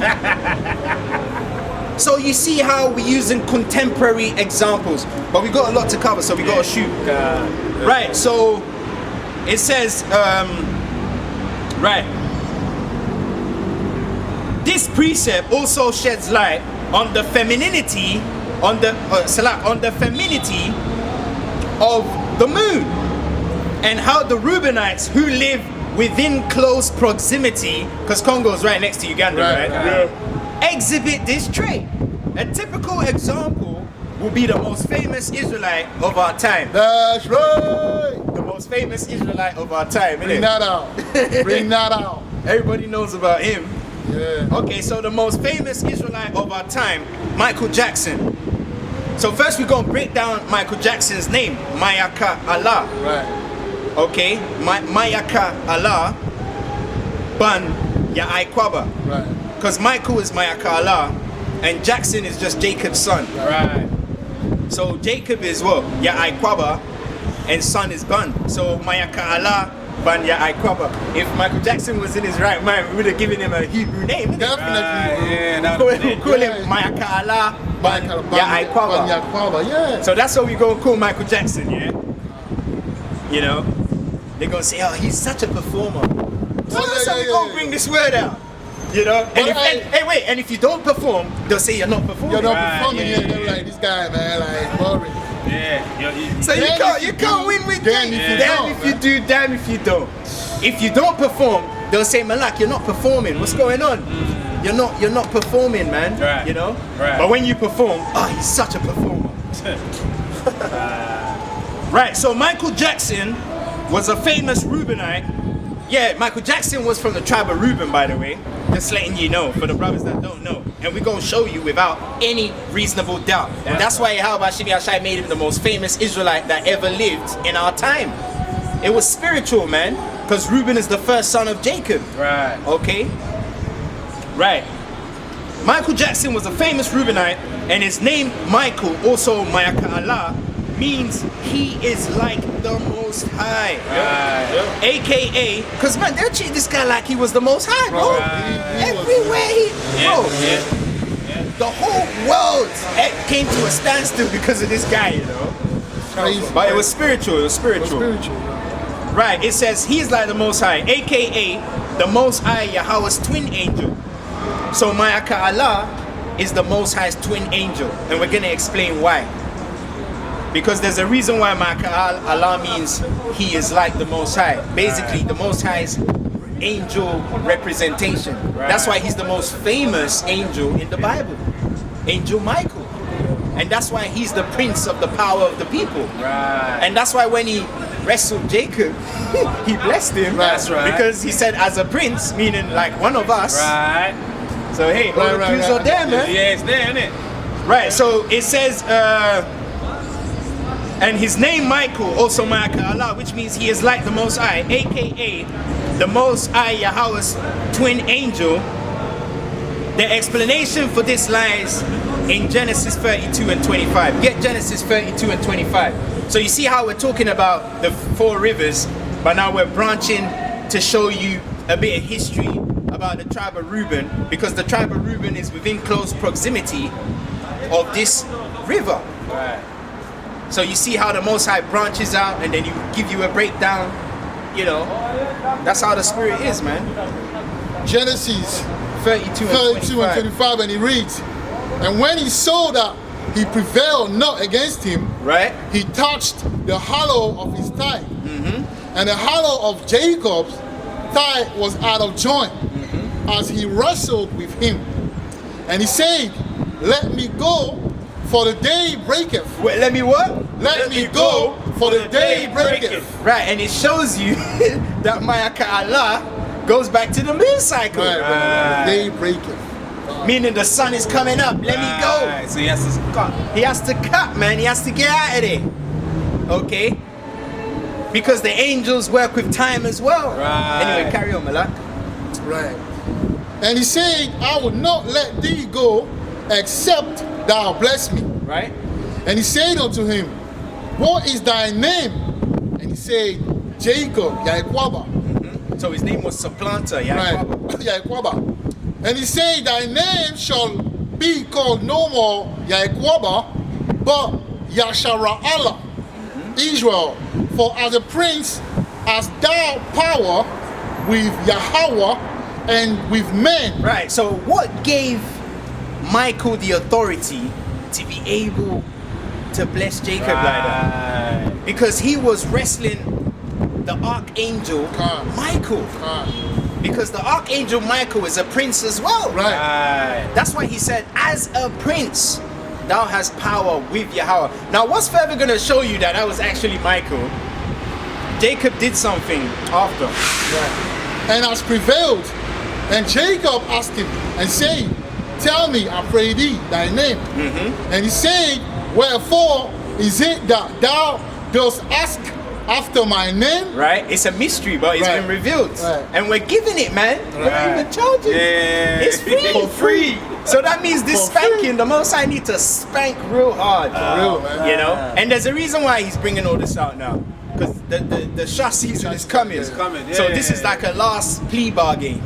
For you brothers out there, supposedly meant to be men of the Lord, but you're still chewing that bubble gum like a bugged out Eve with a long ass weave and with a legion of demons on them, man. Yeah. That's the best explanation I can give to it. That's it. That's the spirit, man. That's boss. So read that. Man. Rhyming in that, man. And he said, wherefore is it that thou dost ask after my name? And he blessed him there. And Jacob called the name of the place Peniel. And Jacob what? And Jacob called the name of the place Peniel. Now go to the definition for the term Peniel. Right. Hey, and you lot say that we don't use the Bible. It's not biblical, because I heard the brother say that this morning. I'm checking all of you guys, man. So one of them said that we don't bring things according to Bible, to to the Bible. What is that? Right. What is that, man? We're going into words, man. Biblical, blue letter Bible. Come on. So Peniel is going to Peniel. show you who he wrestled. Right, so Because after he wrestled the angel, okay, he named that place a name which is synonymous with Angel Michael. Right. I'm going to show you. So Peniel mean outline of biblical usage. Read, black. Facing God, facing Yahweh. Facing who? Facing Yahweh. Facing who? Facing Yahweh. And what does Makala mean? He is like He is Yahweh.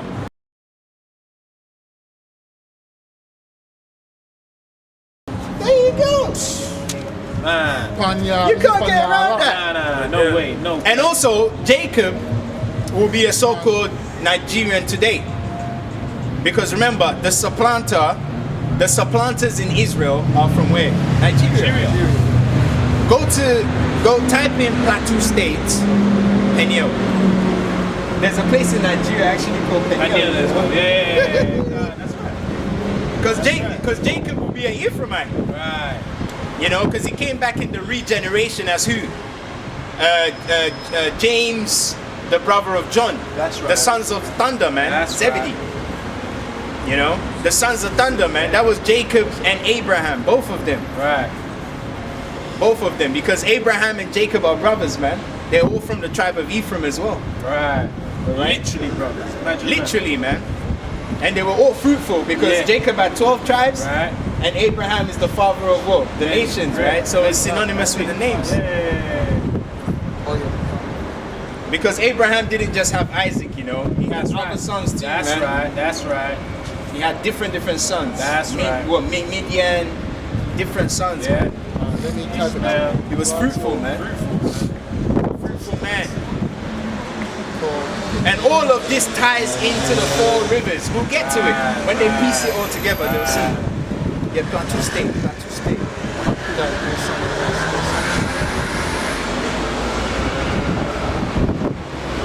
Yeah, you know what? I'll send it to you and then you put it in the video.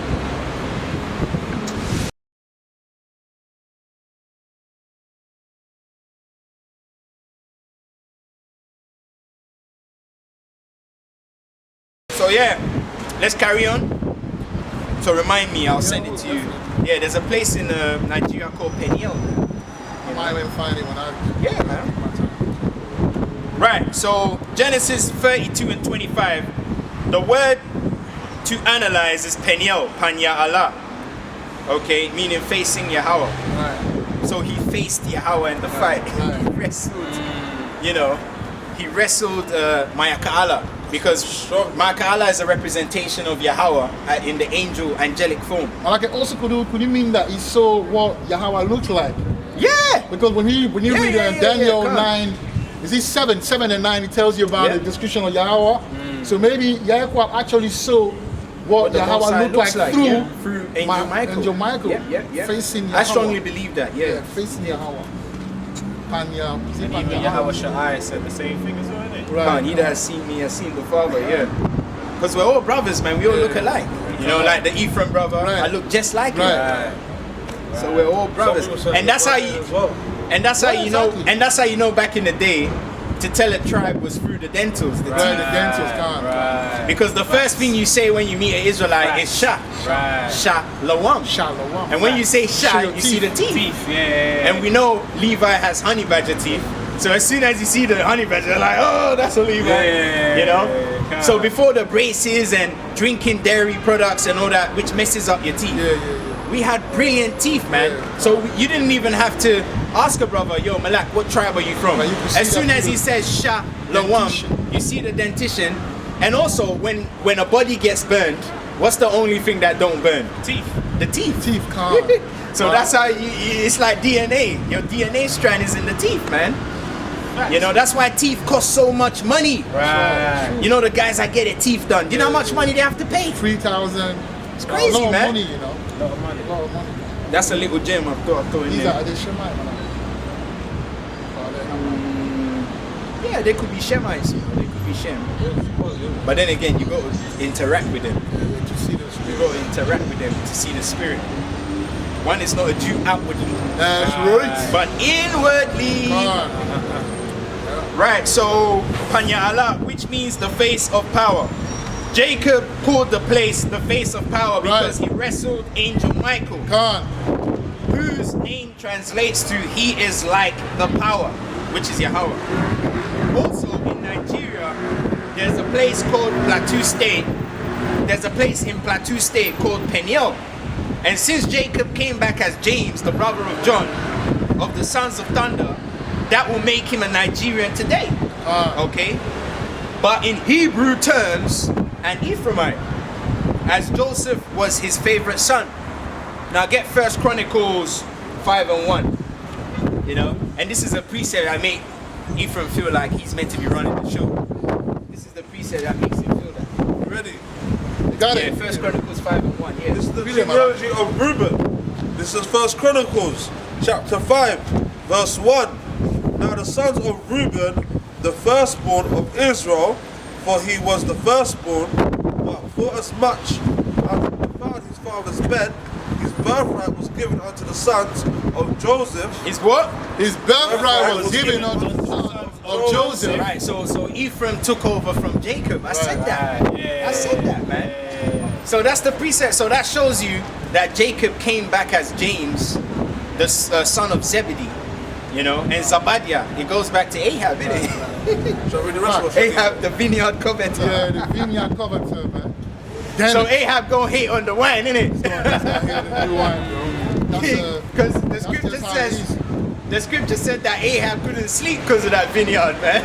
And what did he do?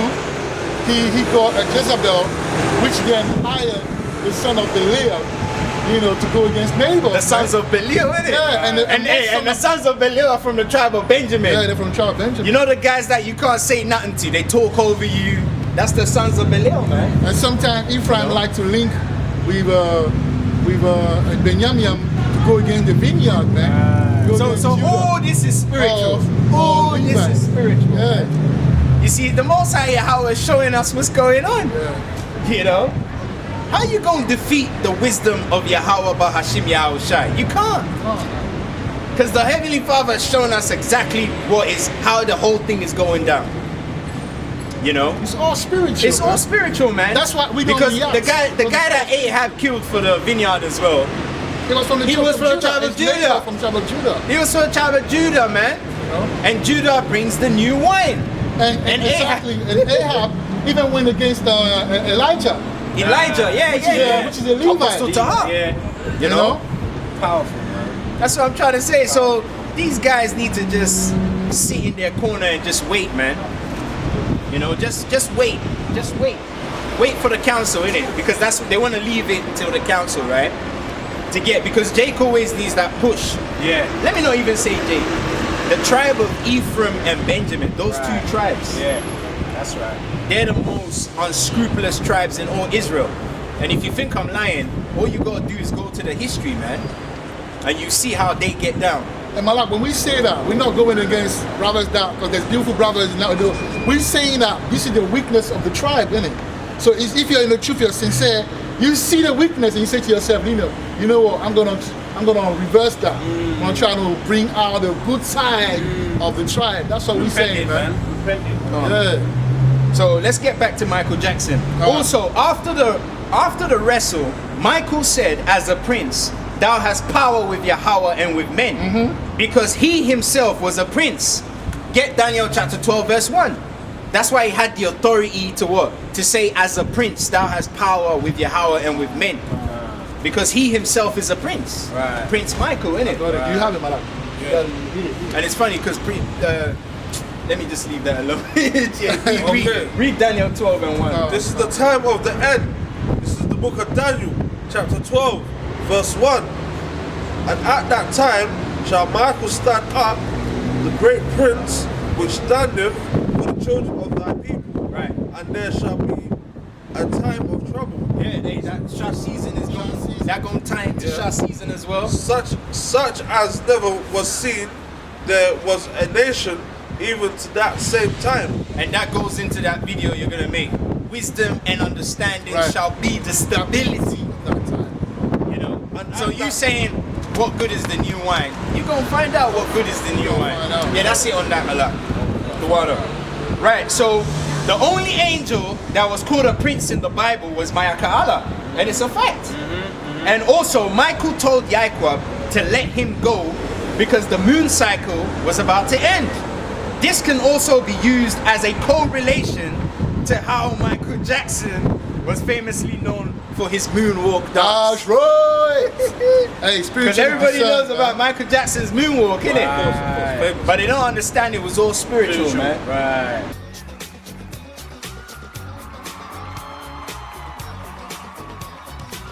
You know, that was the Most High showing the tribe of Reuben to the world. That's it. Because remember, Jericho is where? In the tribe of the Reubenites, in the Congo, Khan. which is close to Uganda, where you Right. find the Moon Mountains. Mountains. That's Because powerful. Congo and Uganda border each other, Right. man. That's right. Okay. Right. So it says, famously known for his moonwalk dance. He was the most famous Israelite because Michael is the most famous angel That's right. in the Bible. Khan. Also, another indicator was how Michael used to grab his loins while setting up his moves. Yeah, you need to do them. You need to do the move, man. I'm not a Reubenite, man. You know? But he used to grab his, you know when he used to grab his thing and he used to hold the hat and he used to go like that. You know like that.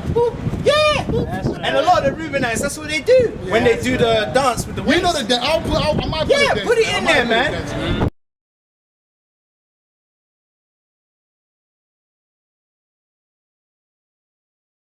Why was Michael grabbing his thing? It's spiritual, man. Yeah. These type of things are spiritually discerned. Okay? Right. So right. So it says right. It says Michael, yeah. How Mike used to grab his loins Right. while setting up his dance moves, pertaining to Romans chapter 8, verse 16. Right. So read Romans 8:16, man. The Spirit will show you what tribe the Right. brothers are from. That's right. The Spirit will show you. You know? Romans 6. Just like the tribe of Benjamin, you know, they like to verse each other, innit? They're very, should I say, strife, they're very competitive. competitive. Yeah, that's You know? the one. That's the one. Because I told you, the first time I see two brothers fight, Epod and everything, they were Benjamites, bro. That's right. So that speaks a lot about the tribe. They're always ready to fight, you know. They've Yeah, got that also- spirit on them. It's They also, want if to you're a- get at you. If you're a Levite, you have to be careful because there's been a lot of serious problem between Benjamin and Levi. So Yeah. it's nothing when the Benjamin went and wanted to have sex with the Levite. And then he finally gave him his wife and the yeah, sexter yeah. all night to The door So dropped that's dead. this. You know, you gotta know what's going on, man, and be able to judge things, judge the matters the right way. Otherwise, you're gonna get upset. It's all spiritual, man. It's And all when spiritual. I said Judas was a faggot, a lot of brothers got upset with that. Oh yeah. But when you go to the history of Judges, the Benjamites were the first faggots in Israel. Because they wanted to sleep with a Levite. they wanted to sleep with a Levite. They didn't even want the woman. It was him that said, just take her. Take my woman, yeah. You know?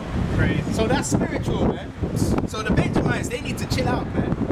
They need to chill out because their captain and leader, he's humble. He's humble, man. When you meet him, he's humble. Khan, yeah. He's not even saying nothing. Yeah. So why are you barking Yeah, for? exactly. When Father Wolf is calm. Right. Father Wolf, the big bad wolf, is calm. Yeah. The You know? alpha wolf is just The calm. alpha wolf is calm. When you meet him, he's humble, he's calm. But the rest of them are, ow, they're making all this noise. Yeah. And that shows you the tribe of Benjamin are unruly, man. They're unruly. Yeah, what it is, they don't like order. They don't like order. They just want everything to be upside down, chaotic. Do as thou wilt. Yeah, that's the They spirit. don't like order, man. You know? And without order, you can't get the kingdom. That's why when you look on the map, the landmass given to Benjamin is very tiny. Very tiny, yeah. That's why when you read the scripture, it calls all them little- little Benjamin. But because they got almost wiped out, man. Yeah. They almost got wiped out. The only way they You know? gonna make it is through humility, man. That's right. Because they've been trying to fight against all the tribes for time.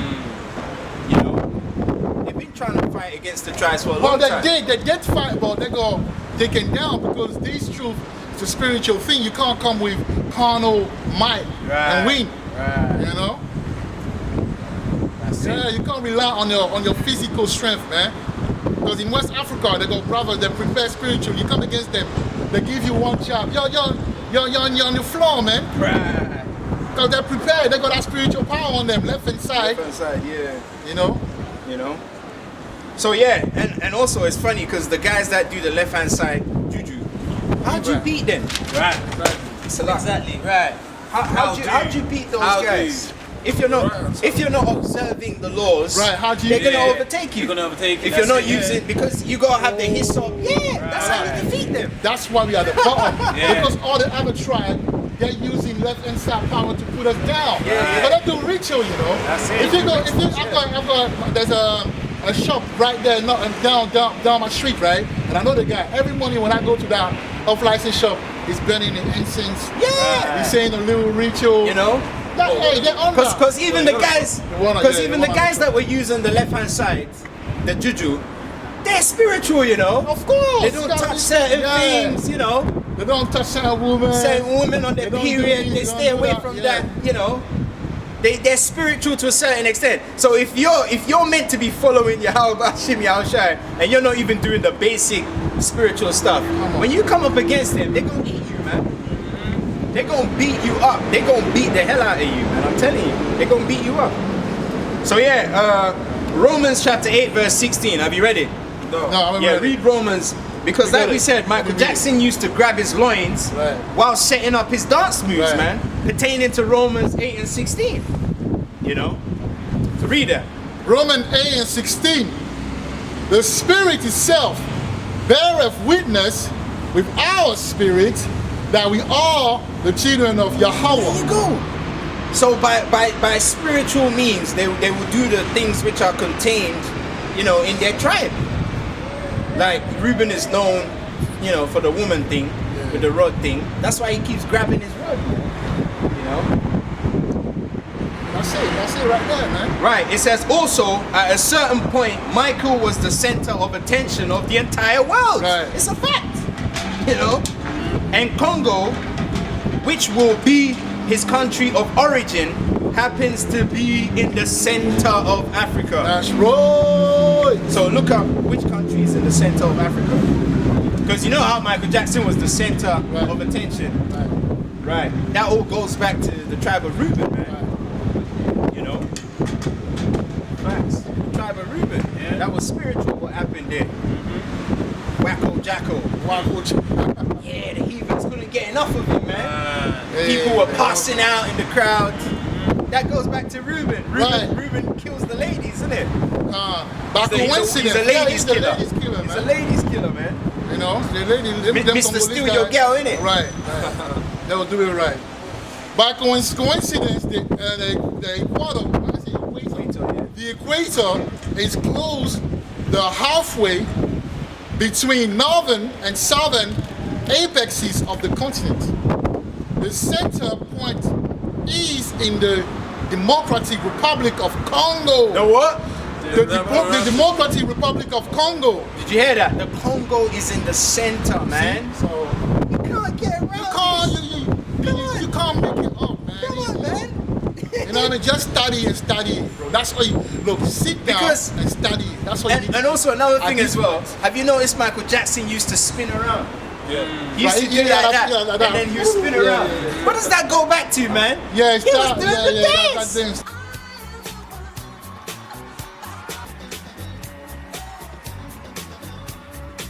He's Yeah. doing the Coriolis effect. Yes. Because remember, the That's Coriolis true. effect is in Uganda. Yeah. So he was spinning around just to show you that he's from that middle. That's right. And you used to spin. That's like, right. Yeah. badly as well, man. Like He was doing the dance. the Rubinite He was dance. doing the That's dance. crazy, you know. He's He'll showing do the you. spin Yeah. and then he'll do the moonwalk after. Yeah. And also, So that's him telling. Jericho was where the walls fell down. Right. Michael Jackson used to do that thing where he used to fall down like this.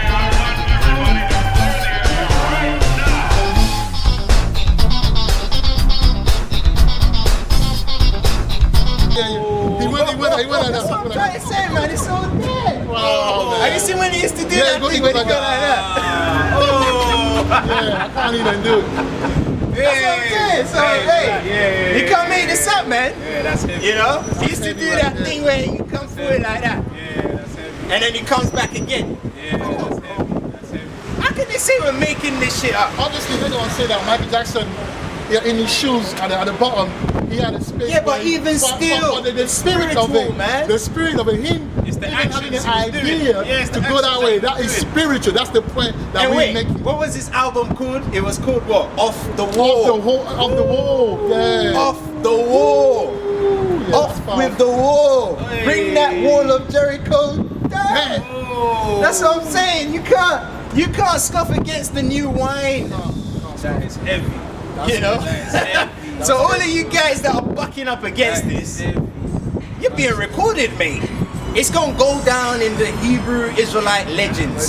Just like how you read the book of Ezekiel, you're gonna be documented for being a scoffer, man. And you're gonna have to live with that for the rest of your existence. The children gonna be reading about how you used to come on YouTube and you were making stupid videos about the men of the Lord and all that. That is heavy. And you gonna read it. Yeah, but it's true. You used to go like that, innit? But how can you scoff against that, man? Yeah. Yo. Because Yahweh Bashim Yahushai always leaves signs so we can find ourselves. You see, they're gonna start the music thing. You see that? You can't make this up, man. You can't make this up. And you know, when he was going like, because you know the ending from last time. He gonna make noise again, Say, man. I just You see come that? It's above spiritual, man. Because this is some heavy. I ain't even done the Euphrates yet. Euphrates is gonna blow minds. Right. So it says also. Where am I? Right. Famously known for the moonwalk dance. He was the most famous Israelite because Michael is the most famous angel in the Bible. Also, another indicator was how Michael used to grab his loins while setting up his dance moves. And have you done Romans 8:16? Yeah, we're ready. It says also, at a certain point, Michael was the center of attention of the entire world. And Congo, which will be his country of origin, happens to be in the center of Africa. We read that about that as well. His famous song, They Don't Really Care About Us, was shot in Brazil. And Brazil has a song, Salaka. And Brazil has a strong Reubenite population. Yeah. That's why the Reubenites, they're good at playing football. They do the samba. And they do the samba as The well. samba, yeah. Also, the women go crazy over Reuben. And it was clear how crazy women used to go over Michael. You know, women passed out at his concerts. Right. Mike also used to dress like a pimp. Right. Because Reuben is a pimp, innit? Pimping these hoes out. That's right. You don't want Reuben to get hold of your girl, boy. Yeah. She ain't coming back home. Which is synonymous with the tribe of Reuben. And in Congo, they do the same thing. In the Thriller video, which was the biggest hit, he transformed into a werewolf. Yeah, that's right. Which is symbolic to Jericho Facts. and the Moon Mountains. Facts. Because when the full moon comes, that's when you transform into the what? Into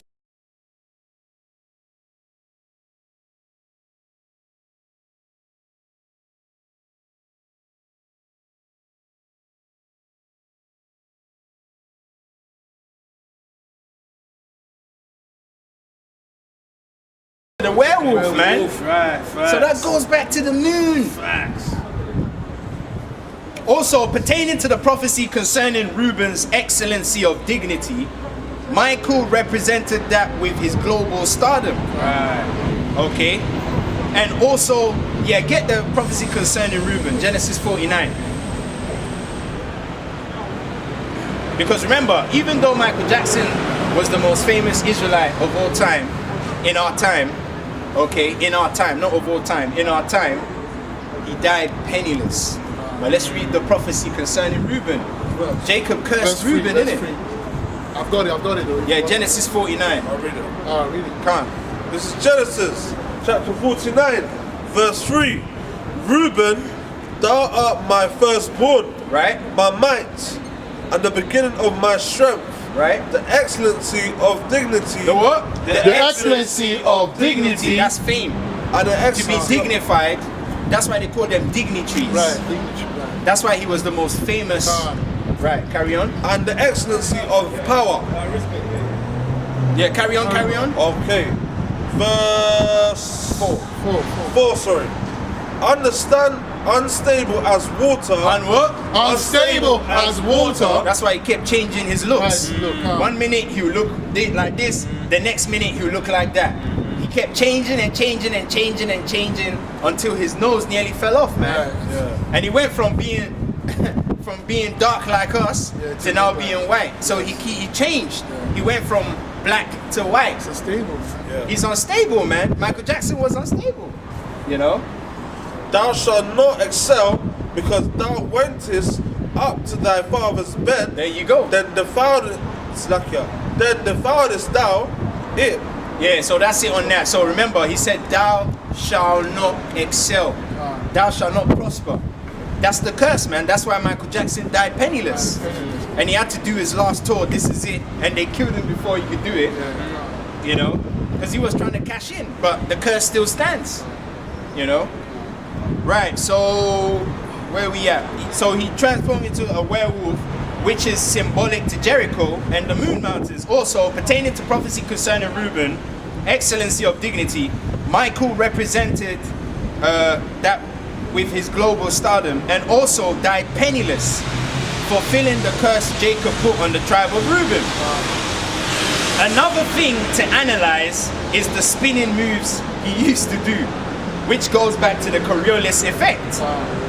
Also, his studio album, Off the Wall, can be spiritually linked to the walls of Jericho falling down. Hence, his lean forward move, as though he's about to fall over. Yahweh started the landmass from Jericho because this goes back to the moon, being the beginning of the counting of days in a calendar month. This also shows the land of Israel starts on the equator, which is the center of the earth. Genesis chapter 49, Jacob says Reuben is the beginning of his strength, which can translate as Reuben being the first tribe to receive allotted land. Also, the peak of the mountains is named after a Jake from Italy. Yeah, we went into that already, which is spiritual, okay? Now, focusing back to the river Gihon. Now we're switching it back to the river. Now, focusing back to the river Gihon. It is fair to say the White Nile, up until the city of Khartoum, is the location and the length of the said water body. Also, Uganda on old maps was part of Ethiopia. Because Genesis chapter 2 verse 13, it compasses the whole land of Ethiopia.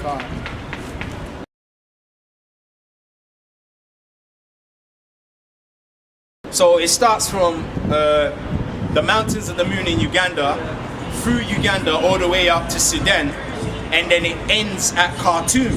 That's where it stops. Okay. Now concerning the third river, Hiddekel, get Hiddekel. Genesis chapter 2 verse 13, Hiddekel. Maybe we might even have to change spot, because these guys. Right. Now, concerning the third river, Hiddekel, get Hiddekel. Genesis chapter 2, verse 13. So we're going to break down Hiddekel. We're going to break down Hiddekel. Now, concerning the third river, Hiddekel, through extensive research of the outline of biblical usage, which defines the river as rapid.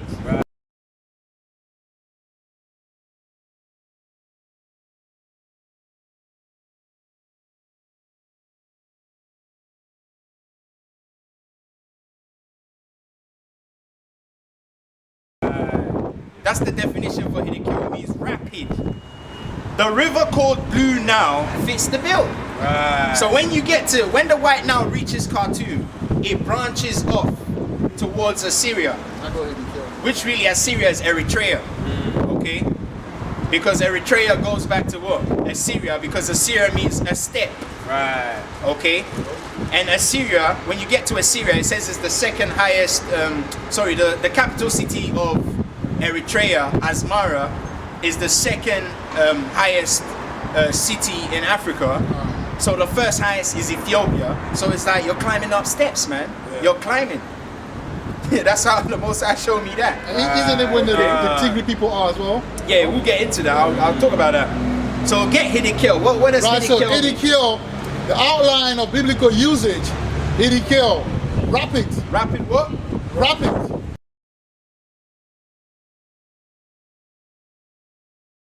Right, so it says rapid. It says the river. It says the river called Blue Nile fits the bill as it's rapid by nature and heads toward Assyria. That's what it says, isn't it? It heads towards Assyria, right? Right, which will be modern day Eritrea. So Assyria, or the remnant of the Assyrian Empire, is in Eritrea. Right. Okay? Because Assyria in Lashwan Kodasha is what? Ashawara. Shawara Khan. And the capital city of Eritrea is what? Asmara.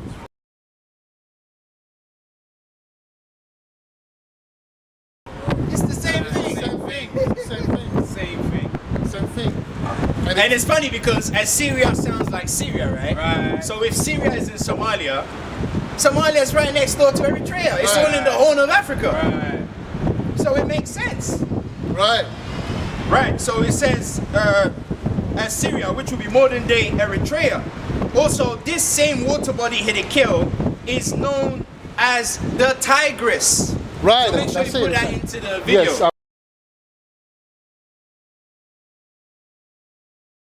will. And when you go to Eritrea, you find the Tigray people. Tigray people.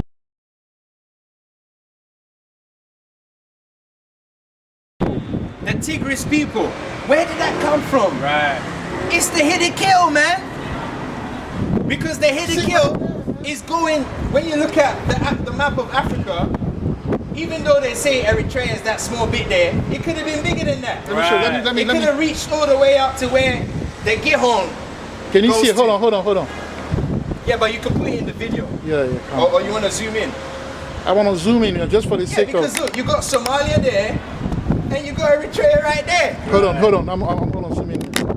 And the Lashawana Kodasha for Assyria is what? Ashawara. Well, just what? move the the. capital city of Eritrea is what? Asamara. Right. You know? So they show you Eritrea here, but really the Assyrian Empire was big, man. It was big. That's just a remnant of it. Because remember, the Most High took that nation down. Right. That's it. Yeah. Exactly. But he left a little remnant so we could trace ourselves back. It's like a marker. It's like a marker, man. Alright? So yeah, so Eritrea is right next to Somalia. So Eritrea is the what? The ancient Assyria landmass, which was bigger than that, but we're just using that as an example. And it's right next to Syria, which is what? Somalia. That's right. That's why it's what? Assyria and Syria. Right. And also another point I want to make is Assyria and Syria are not the same thing. Syria goes back to what? Aram. Right. That's where Abraham's line was from. Aram. Khan. The Arameans. Khan. Okay? And then Assyria goes back to what? Ashawara. Shawara. Asha. But they're both Shemite. Yeah, they're both Shemite. Yeah, they're from Shem. So which further proves that the Shemite was living as well in Africa. Khan. A lot of people want to put Shemite outside of Africa, like in Yemen nuts. and all of that. That's But crazy. actually, they came from down Africa. The Shemite was living with the Hamite. Man. Yeah. So I think. Right, so it says modern day Eritrea. The same water body here they kill is known as the Tigris. Sudan would have been part of Assyria. Right. Because the brother will put the map on the video. It said Babylon Right. was near the Euphrates River. Right.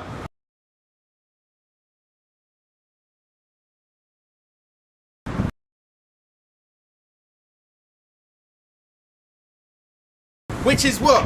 All the way from Khartoum up to the Nile Delta. And you're gonna put it all in the video, man. You're gonna see it. See it for yourself.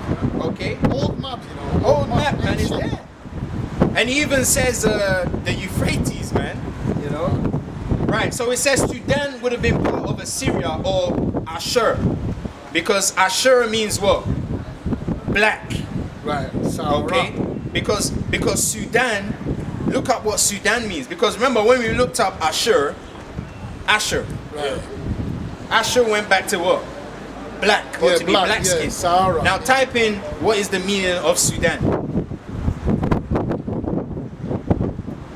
So a lot of the places have been changed. The names they've been changed, man. Yeah. Because they don't want you. They're trying to hide who you Israelites are. Yeah, the name Sudan derives from the Arabic expression Bilad al-Sudan, land of the blacks. Land of what? Land of the blacks. Doesn't that sound like Ashur? Right, same thing. Exactly. Yeah. You know, even here it says a region of northern Africa, you know what I mean by that, to the south of the Sahara, in Libyan desert. See that? So Sahara and Sudan is the same thing. I remember we looked up that word Sahara. Right, it goes into blacks. It means blacks. There you go. So we've done all of that. Let's move on. Right. It says, which brings us to Tigray. The Tigray people of Eritrea. That's They can't get right. away from this one, boy. It says, possibly displaced from their ancient majesty as the all-conquering Assyrians, because the Assyrians, they give us hell, man. Also, another thing we must make clear is that Assyria and Syria are two different locations. Right. And peoples, although both are Shemitic and sound similar, Assyria in Hebrew is Ashawara, which is the same as the capital city of Eritrea, Asmara. Right. Okay, it's the same thing. If you got spiritual eyes to see, okay? Which is obviously a clue left by Yahweh Shimi Al-Shai for the exact purpose of removing the covering cast, like the brothers read. It says also, Syria is Aram, which we already proved to be in Somalia, okay? And these two countries happen to all be in the Horn of Africa, which is no coincidence. That's why there's a lot of fighting going on in Eritrea, man. You know? There's a lot of fighting going on there. Esau's the one doing that. Because something is there. There's something there, man. Exactly. It says concerning the Euphrates. Okay, now we're moving on to. Now, actually, let me add some more to that Assyria thing. Right. So Assyria, get the definition for Assyria, the outline of biblical usage. It means a step. In order to draw an identifiable step, you need two 45-degree angles. Right. That's the 45-degree angles, man. Right. Yeah. Come on. You need two 45-degree angles to make a step. Yeah. It says Assyria will be the first step, that one, which will make it last, but second from the top, which correlates to Asmara being the second highest city in the world. Yeah. Its measurement by height is also synonymous with steps, because steps gives you height. Right. And Assyria means a step. Right. And when you're drawing a step, you need two of that to show it's a step. Facts. So it will be a step, the first step, but there's two steps to show you it's a step. Right, so and without the two 45-degree angles drawing a step, you won't be able to tell it's a step. Right. Because with one, it could be anything. It could be Yeah. I don't even know if you're going to see And also it, get- I'm going to play it. Asmara is the second highest city in the world. Right, so Assyria means a step. Assyria means what? A step. It means what? A step. It means a step. It's like you're climbing up steps. That's why when you get to Eritrea, okay, and you go to Ethiopia, it's like you're climbing up steps. It's like you're going up. That's why it says that. Asmara is the second highest city in the world. So you see how it's linking in with the Bible. Right. So that's how you know where Assyria is, man. All right. And it's funny because it's close to what they call the Nile Delta, which is the Euphrates from Khartoum. Yeah, they say Asmara. It sits at an elevation of 2,325 meters, 7.625 feet, making it, say, the 6th highest capital in the world by altitude and the 2nd highest capital in Africa. The second what? The second highest capital in Africa. Right, so it's the 2nd highest capital in Africa, not the world, Selaka. But that's what they're saying, but we'll go with that. So being the 2nd highest in Africa, the 1st highest is Ethiopia. Right. So that means that you're going up what? Steps. You're climbing. You're going up. Yeah, you're going up, man. And how do you go up? Steps. Because you go like step like that and you keep going. Step. And also, when you turn the 2 steps that way, it makes a shot. Right. Yeah. It makes a shot. Like a W, you know? Like a W Yeah. shot. That's right. That's right. And that See shows that? you where Yahushua is coming with the shot from. He's coming See? from the Horn of Africa, man. Shot. Yo, that's heavy. Yeah, because the steps forms a shot, and also a horn is what? A tooth. Right. A horn is a tooth, man. Look it up. A horn is actually a tooth. It's teeth. And shah goes back to teeth. Right. That's why there's a lot of fighting going on in that region. Somalia, Eritrea. It's unstable for a reason, man. Right. You know, when you see the horn coming out of the animal, it's actually teeth, man. It's teeth. I'm talking about, when it says horn, yeah, it's talking about, you know, like the rhino. Yeah. It's teeth. Even I would say the elephant. Yeah, but the elephant is teeth as well. The tusk is teeth. Okay, let me It's elongate. Put the elephant tusk is teeth. You know? That's what it is. It's a tooth coming out of the animal's face. The rhino. But anyway, you know what? Put that in the video. No. Let me say, but what exactly is it? Ivory tusks are actually massive teeth that protrude well beyond the mouths of elephants. There you go. So yeah, they are teeth. And it represents power. Right. That's why the kings used to sit on the ivory throne, man. That's why in Black Panther he had the teeth necklace. Right. Teeth represents power, man. Okay. And the fact that it's called a step and you need 2 45-degree angles and it looks like a shot, that shows you those were the Assyrians, those powerful people that came and put the 10 tribes in captivity, man. But anyway, let's do Euphrates and finish out.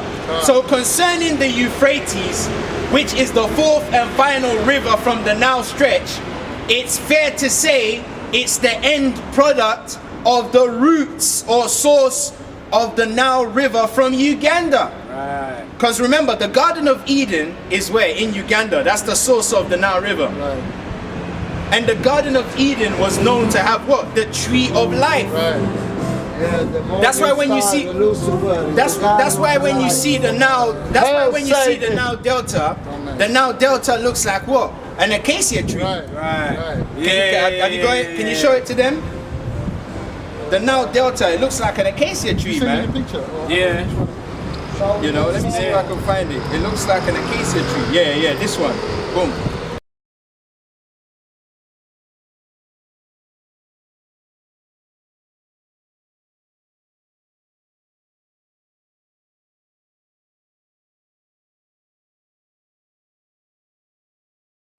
So I'll turn on my contrast so you can show them. And you see it looks like an acacia tree. So that shows you that's the river Euphrates. Oh yeah, that one. But it starts from Khartoum and it goes all the way up like a tree stump and then it branches out. And it's funny because Yeah, I will put it in the edits, man. Yeah, it's fruitful. I'll put it in the edits. So that Come on now. Yeah. You know, Ephraim is a fruitful bough. Right.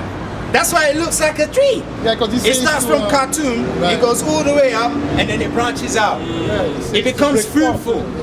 It becomes fruitful. It even looks like the sack, you know, with the umbilical cord and the sack. Yeah, the umbilical, yeah. Back to childbirth, Right, back to innit? childbirth. And Ephraim is known to have a lot of children. Right, See that? So it's synonymous. And it's funny because the Euphrates, when it breaks out at the delta, the Nile Delta, it goes into several directions, man. Right. It branches out. And what do you find on branches? Fruits. Right. That's why the 10 tribes, which go back to Ephraim, which means fruitful, were taken over the Euphrates, man. Heavy. Which is the Nile Delta. Heavy. Right, so concerning the Euphrates, which is the fourth and final river from the Nile stretch, it is fair to say it's the end product of the roots or source of the Nile. Okay, from Uganda, as it leaves its signature look of being the tree from its distinctive branching into several channels. Right. Okay, Right. kind of like the menorah. Yeah, and it's funny because that picture, it branched into 7. Yeah, that's the menorah. Right? That's the menorah, man. And it says 5 of those have dried up. Didn't it say he would dry up the Euphrates? Come on, man. Wow. Go and look it up though, because they gave us like some rivers around I don't know Iraq or Asia and say that that's the Euphrates, it's emptying it out. That's the line of But Esau, Malak, man. we've already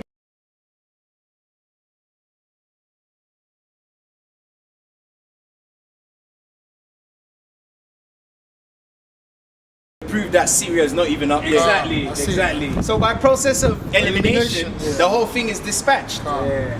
Nonsense. Right. So it says it leaves its signature look of being the of a tree from its distinctive branching into different channels. Right. Right? When emptying into the Mediterranean Sea. This is symbolic with the Garden of Eden, which means pleasure. Right. Because the fruit gives you Pleasure. And also, what makes a man release his fruit? The fruit of his body. Pleasure. Having sex. Pleasure, innit? God. All right. So when it says Ahab was called love, it didn't mean he was a loving guy. It just meant he loved to make love. Right. Because Ephraim is a fruitful bough. He loves making love, having sex, making children. Right. Okay? He loves sex. That's why he listened to Jezebel, because he was in love with that pussy, man. Right. There you go.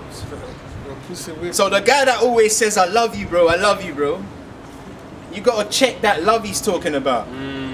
Because brothers have different definition behind love. Yeah, sometimes they're killing you with Sometimes love. they mean, I love to kill you, I bro. love killing you.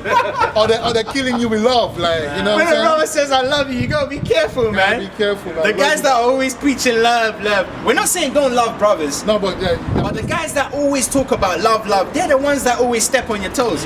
The ones that never say it, they're the ones that actually show you love. and the one that say, oh, you know, we gotta have love, they're the biggest tricks, man. Biggest tricks. Charity. So it says themselves to go the and do distinctive charity. branching Study, you know into what to do. different channels when emptying into the Mediterranean Sea. Because that's the final stage of the 4 rivers of Eden. Okay? It says this is symbolic with the Garden of Eden, which means pleasure. And also the Garden of Eden was known for having the tree bearing the fruits of knowledge. Right. Hence the Euphrates being defined as fruitful. Right. So put that in the video. Euphrates means fruitful. Right, definitely. Right. Defined as fruitful, which goes back to Ephraim. Right. Okay? Because Ephraim means fruitful. Also, the 10 tribes, which is sometimes called Ephraim. So put a passage in the video where it says Ephraim and Judah. Because Judah represents what? The southern kingdom. Ephraim represents the northern kingdom. So the 10 tribes, which is sometimes called Ephraim, was carried across it as this was symbolic, in bracket, poetic justice. The Euphrates is a body of water which will have a signature look of a tree. Right. Having branches. Also, there's heavy agriculture going on in the region, which happens to be the Nile Delta. Because the Nile Delta, it says there's agriculture, there's serious. We're gonna bring that. So it shows you it's a fruitful place, man. There's a lot of agriculture going on there, man. That's spiritual, man. And it says they suffer from a lot of flooding. Right. The 10 tribes being carried across. Didn't say the Most High held still the floods. So it all ties in, man. And also, when what's his name, Paul? When Paul had a shipwreck, it's in that same area, you know. Euphrates, Yeah. Paul had a shipwreck in the Galilee, and doesn't the Euphrates empty in that area? To the Galilee, It empties there, man. It empties Empties there. into there, All right. Empties there. And Also the Strait of Gibraltar. yeah. The video that you sent me regarding that couple, I don't know if the Spanish couple. Yeah. They say that the Strait of Gibraltar at some point the water is very, like shaky. Yeah, shaky like that. So that brought me back to that. Held still. Yes. That's where that happened. Before they went through that little strait. That's it. That little passage. They must have to calm down the water for them to go through there. It's that area, man. Yeah, definitely. Euphrates. You know? And also the reason why it's called the Great River, it goes back to the tribe of Ephraim. They were called a great people. There was too many of them. They were great. And we'll get into that. Oh, that's powerful. Yeah. Because remember, it starts from Khartoum. Khartoum is basically where it branches and becoms what? Hiddekel. So where it branches is the beginning of the Euphrates. Because that branch also goes back to Ephraim, becoming fruitful. So it starts from Khartoum and then it runs all the way up to the Mediterranean, where it splits out into 7 different lanes. 5 have dried up and there's only 2 left. Pertaining to the prophecy of him drying up the river Euphrates. It's right there, man. So you can slap that all in there, you know.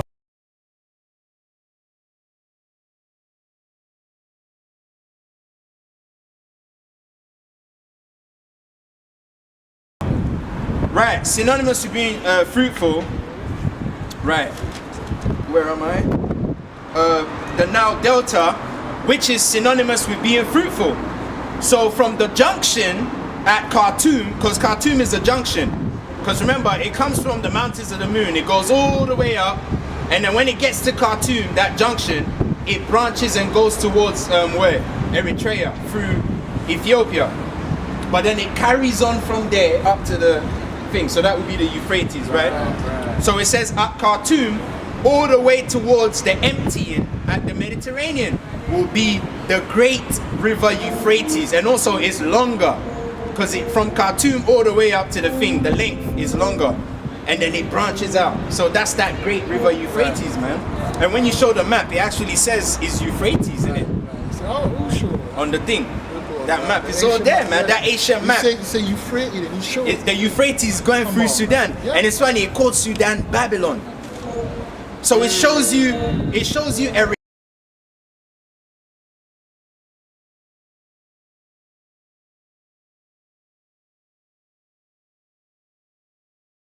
Eritrea was actually bigger than where it was. It was all the way into Sudan. So that means Babylon was in Sudan. That's why there's always some mash-up thing going on in Sudan. There's always a fight going on there, man. You know? Anyway, the brother will put the map Somalia had the 2 lanes. That's what Nimrod was ruling. Nimrod, yeah. Babylon was all the way. Yeah, because Nimrod was he was a Hamite. But you got a point where the Shemites took over. You know? So yeah. But anyway, this info is irrefutable. They will check it out.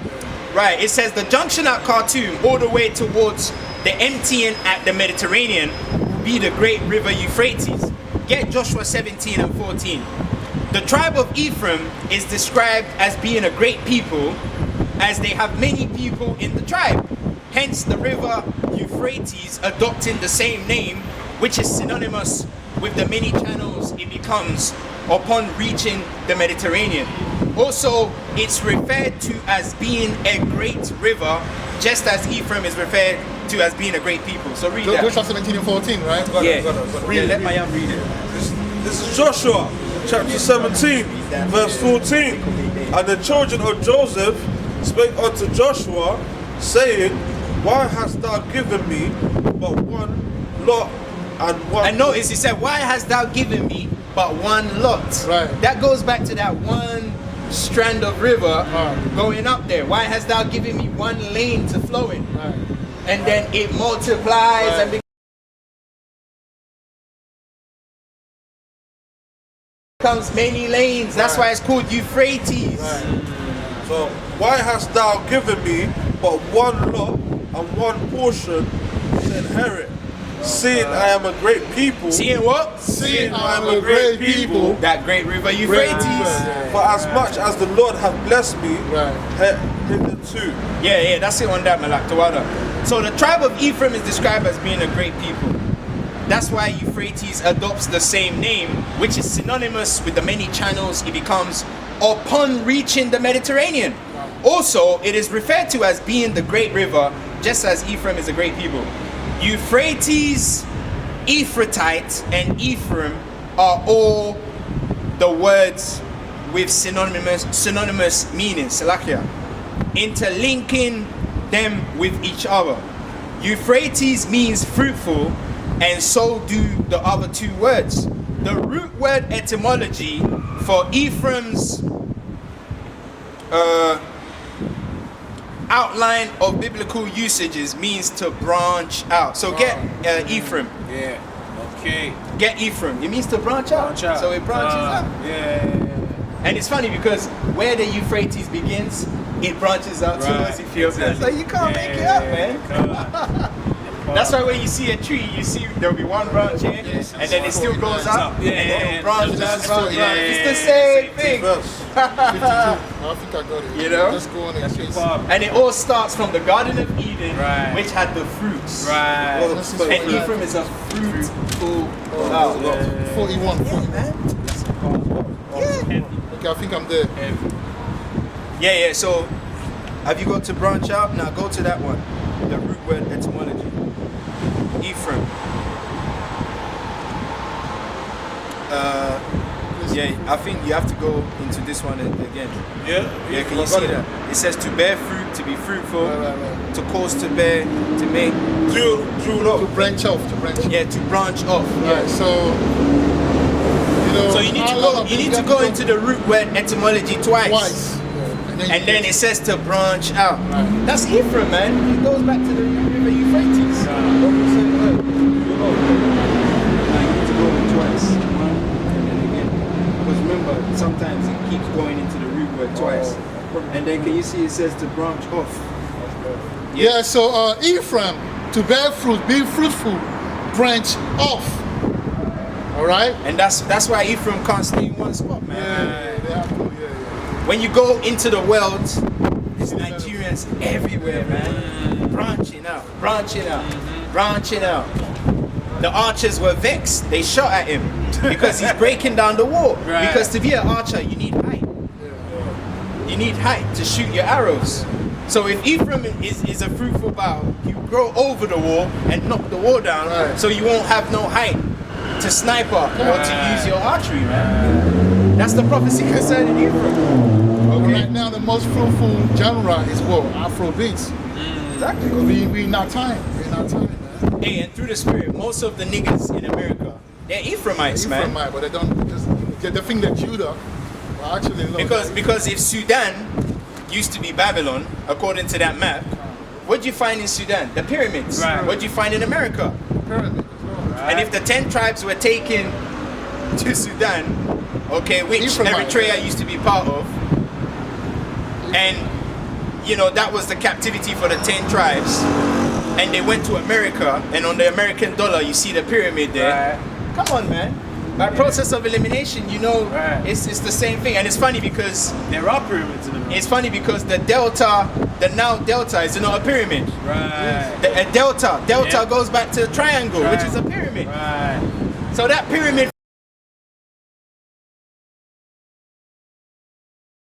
follows them everywhere they go. You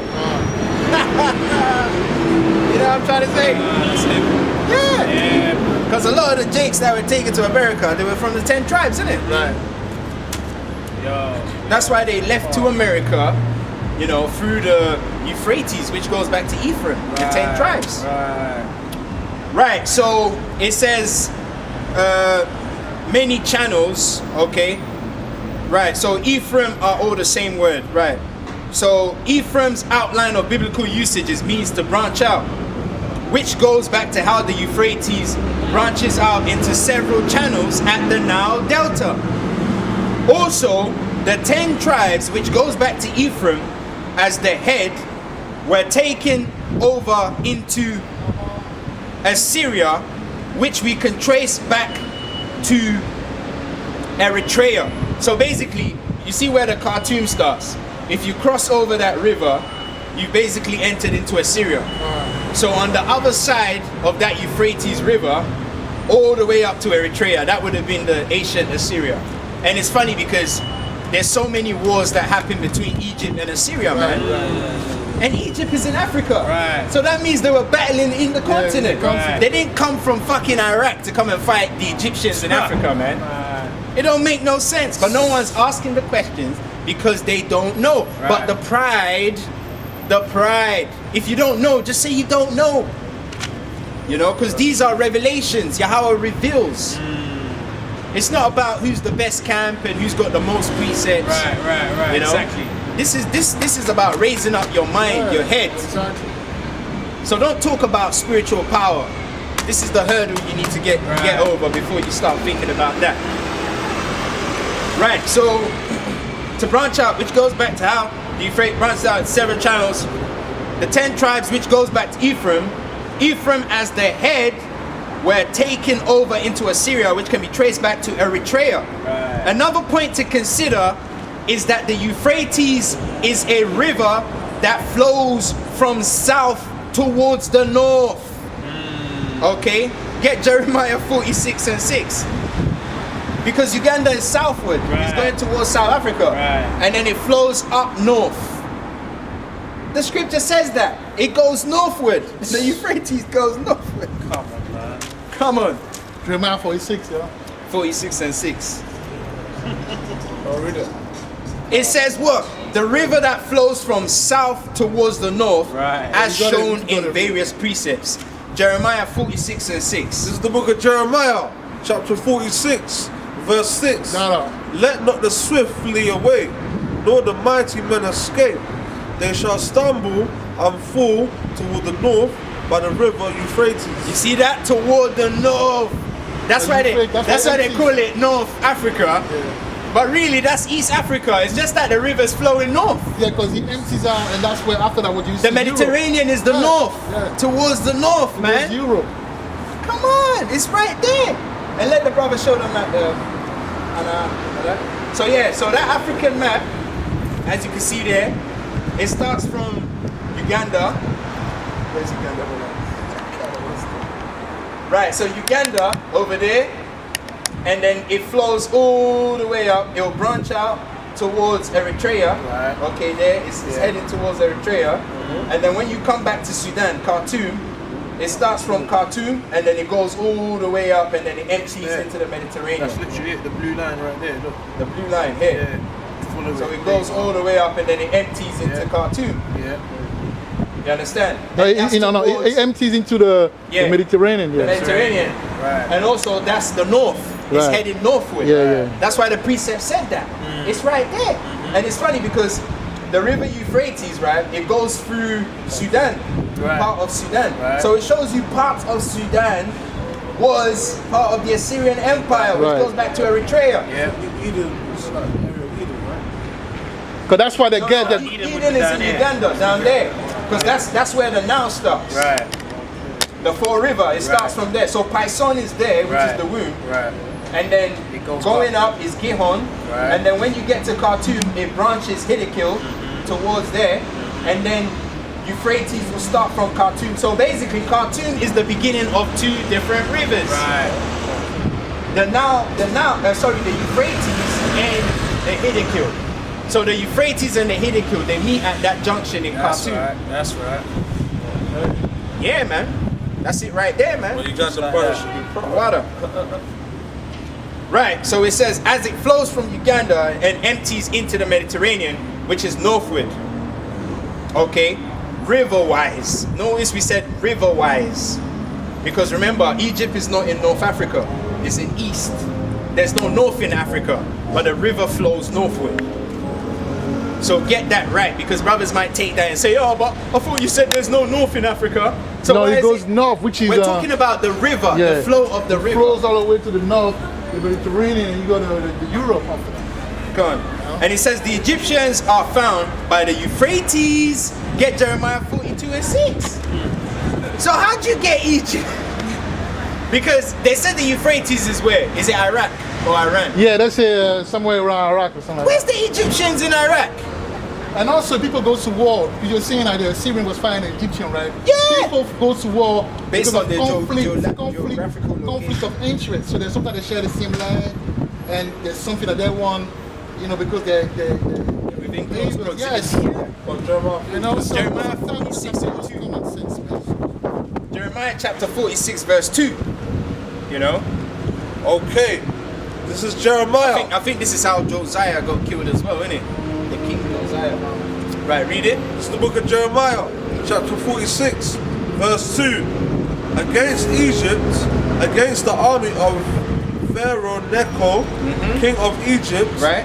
which was by the river, which was by the river Euphrates. Which was what? Which was by the river Euphrates. So the Pharaoh was found near the river Euphrates.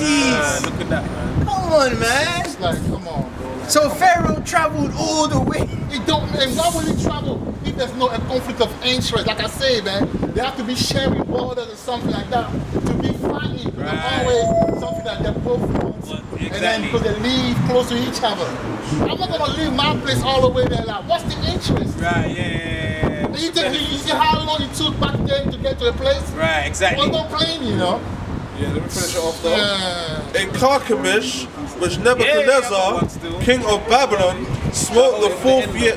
Smote in the fourth year, Jehoiakim, the son of Josiah, king of Judah. There you go. And that's where Josiah got killed, man. Right. He got killed at Megiddo, which is in West Africa as well. Okay. So yeah, let's get it, man. Where we at? Right. So as it flows from Uganda, right? The Egyptians are found by the Euphrates, not in Asia, which is a fake fabricated location. It says, for the knuckleheads that don't like to thoroughly analyze things, here is a quick summary of the 4 rivers from Eden. Because you know Jake was probably chewing fish fingers while we were talking. Right. So I've done a summary. Because you know they don't watch the entire video, they Right. just pick snippets Right. or they hear what they want to So hear. that they can talk shit. So they could talk smack, you know. It says the springs from the mountain of the moon near the Lake Victoria is the location of the Pison, which is the source of the entire river. The downstream flow towards Khartoum in Sudan will be the Gihon. And at that junction in Khartoum, the place where the White Nile and the Blue Nile meet will be the beginning of 2 separate rivers, being Hiddekel, which is the Blue Nile, heading towards Eritrea from Ethiopia, which is the remnants of the Assyrians' empire. That's right. And the other river will be the Euphrates, which goes back to Ephraim, meaning fruitful, as it starts from Khartoum and empties into the Mediterranean by splitting into several channels, which is synonymous with being fruitful. That's right. That's all I got. You got Yeah, yeah, I got a preset, man. Just off the back of what Cap just saying about the summary and that, like, you know what I mean? The because this thing, like they try to say, oh, spiritual and rare. You have to put your brain towards this matter as well, innit? Like, you know what I'm saying? So I'm gonna go to 2 Timothy's 2, yeah, and go. I'm gonna start from verse 14 because in the scripture as well, the title of it is the title of it is an unashamed workman, right? So this is verse 14. It says, "Of these things put them in remembrance, charging them before the Adawan, that they strive not about words to not profit, but to the subverting of hearings." Because you brothers out there are not hearing. You get me? Like, you're not seeing and you're not hearing, right? Here's the point. 15, it says, "Study to show thyself approved." Do what? Study to show thyself approved. Do what? Study to show thyself approved unto Yahweh Bashima Amashiach Yahweh Sha'ai. Yeah, we're not saying do it for us. Right. It's so you could be a more effective tool for Yahweh. If that makes us bad, then you're in the wrong place, man. Right. You know? Right. Then it says, "A workman that needeth not to be ashamed, rightly dividing the word of truth." Rightly what? Rightly dividing the word of truth. Right? Because why?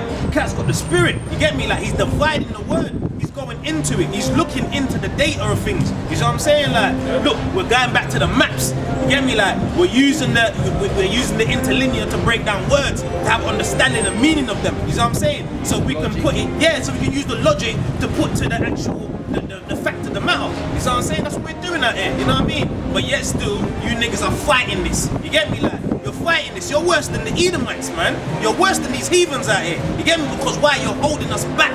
Right. You're holding us back, knowing that you know the truth full well. You see what I'm saying? You're taking the piss, man. And like it's been mentioned, you're gonna be accountable for that in the council. You know what I'm saying? You're gonna be accountable for that. But anyway, let me continue. And it says, but shun profound and vain babblings, which a lot of you have been doing. You get me? Like, you've been out there babbling, like you're on some wanna look good for the masses. Like, what? Come on, man. Yeah. Wanna look good for the masses. That's crazy, man. That's vain babbling. You're out here talking nonsense. You get me? Like, calling out brothers out of their names and that. Like, that's messed up. That's messed up. And you are gonna get checked for that. You're gonna get checked for that. You see what I'm saying? Right. Continuing on, it says, "For they will increase unto more ungodliness." And this is exactly where you're headed with your actions, you know what I mean, and with your words. You see what I'm saying? You're not bringing no edification to the nation at all, none whatsoever. You're just showing yourself as being niggerish, you know what I mean? Come on, man. Where's the understanding? Where's the logic? Where's the information that we need to get ourselves out of this hell? There's none. There's none coming from you. I don't want to hear nothing from you lot no more, man. It's ridiculous, man. It's out of order. You're misbehaving in front of witnesses. You know what I mean? In the Shemaims, they're watching you right now. But yet still you're here talking some nonsense, like not bringing no edification to the nation at all, man. We're here trying to break it down, show you where things are, not where you've been told, because you lot ain't studying. There's no spirit on you to study. Crazy, man. That's all I gotta say, man. Stay there. Yeah, man. We'll close out. You wanna add anything? I don't have, like the brother, sum it up, man. I don't need to be talking. What I want brother to do, go back to school now. Go back to school, Go back to school. It's time to go back to school.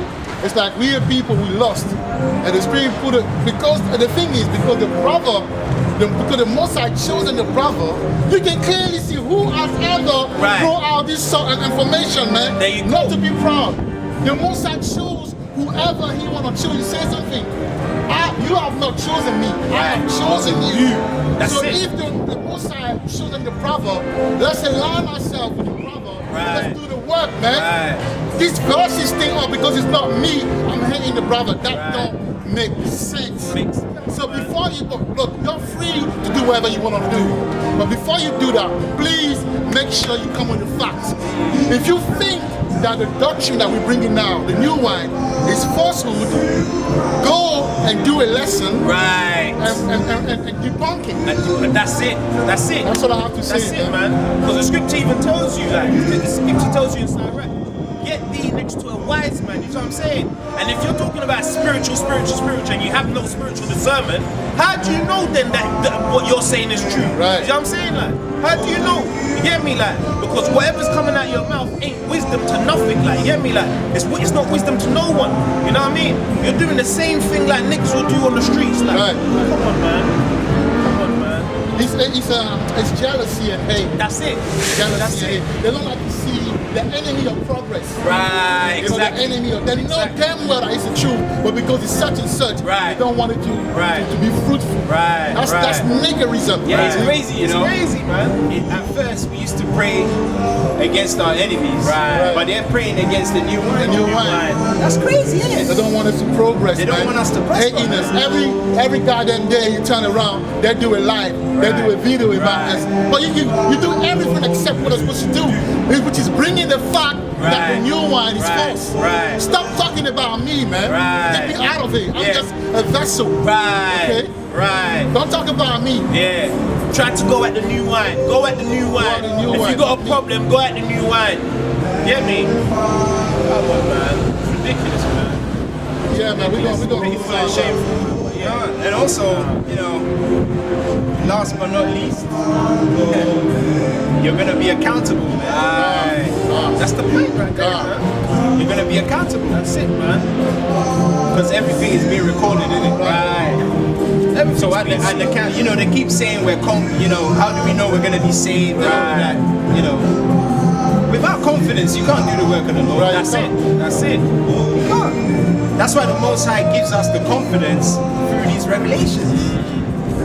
It says, see ye indeed, but perceive not. But to the men of the Lord, is see ye indeed, but perceive. Right. So if the Most High has revealed something to us and has given us the confidence, it's not so we can be boasters. It's so we can push this word with majesty, authority, and confidence, man. Right. Because without confidence, you can't do nothing. Right. Because even Moses, before he went to see the Israelites, the Most High had to give him something. He gave him some signs to show them. Yeah. This is the signs he's giving us to show you. Right. So if you still can't believe that, then so be it. Yeah, just bring the shot season on. Right. That's it. Yeah. That's not pride, you know.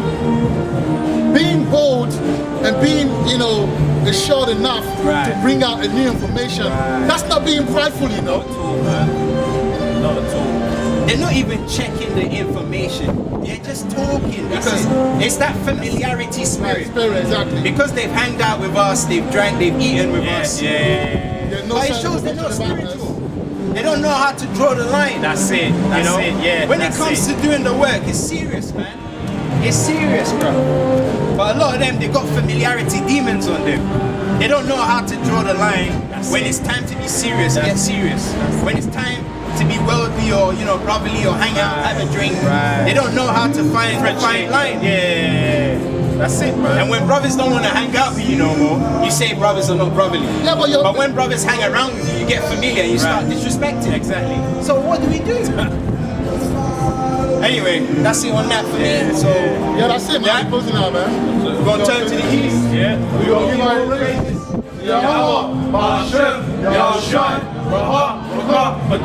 Boom, Yeshua. Yeah, man. Yeah, that's your part, man.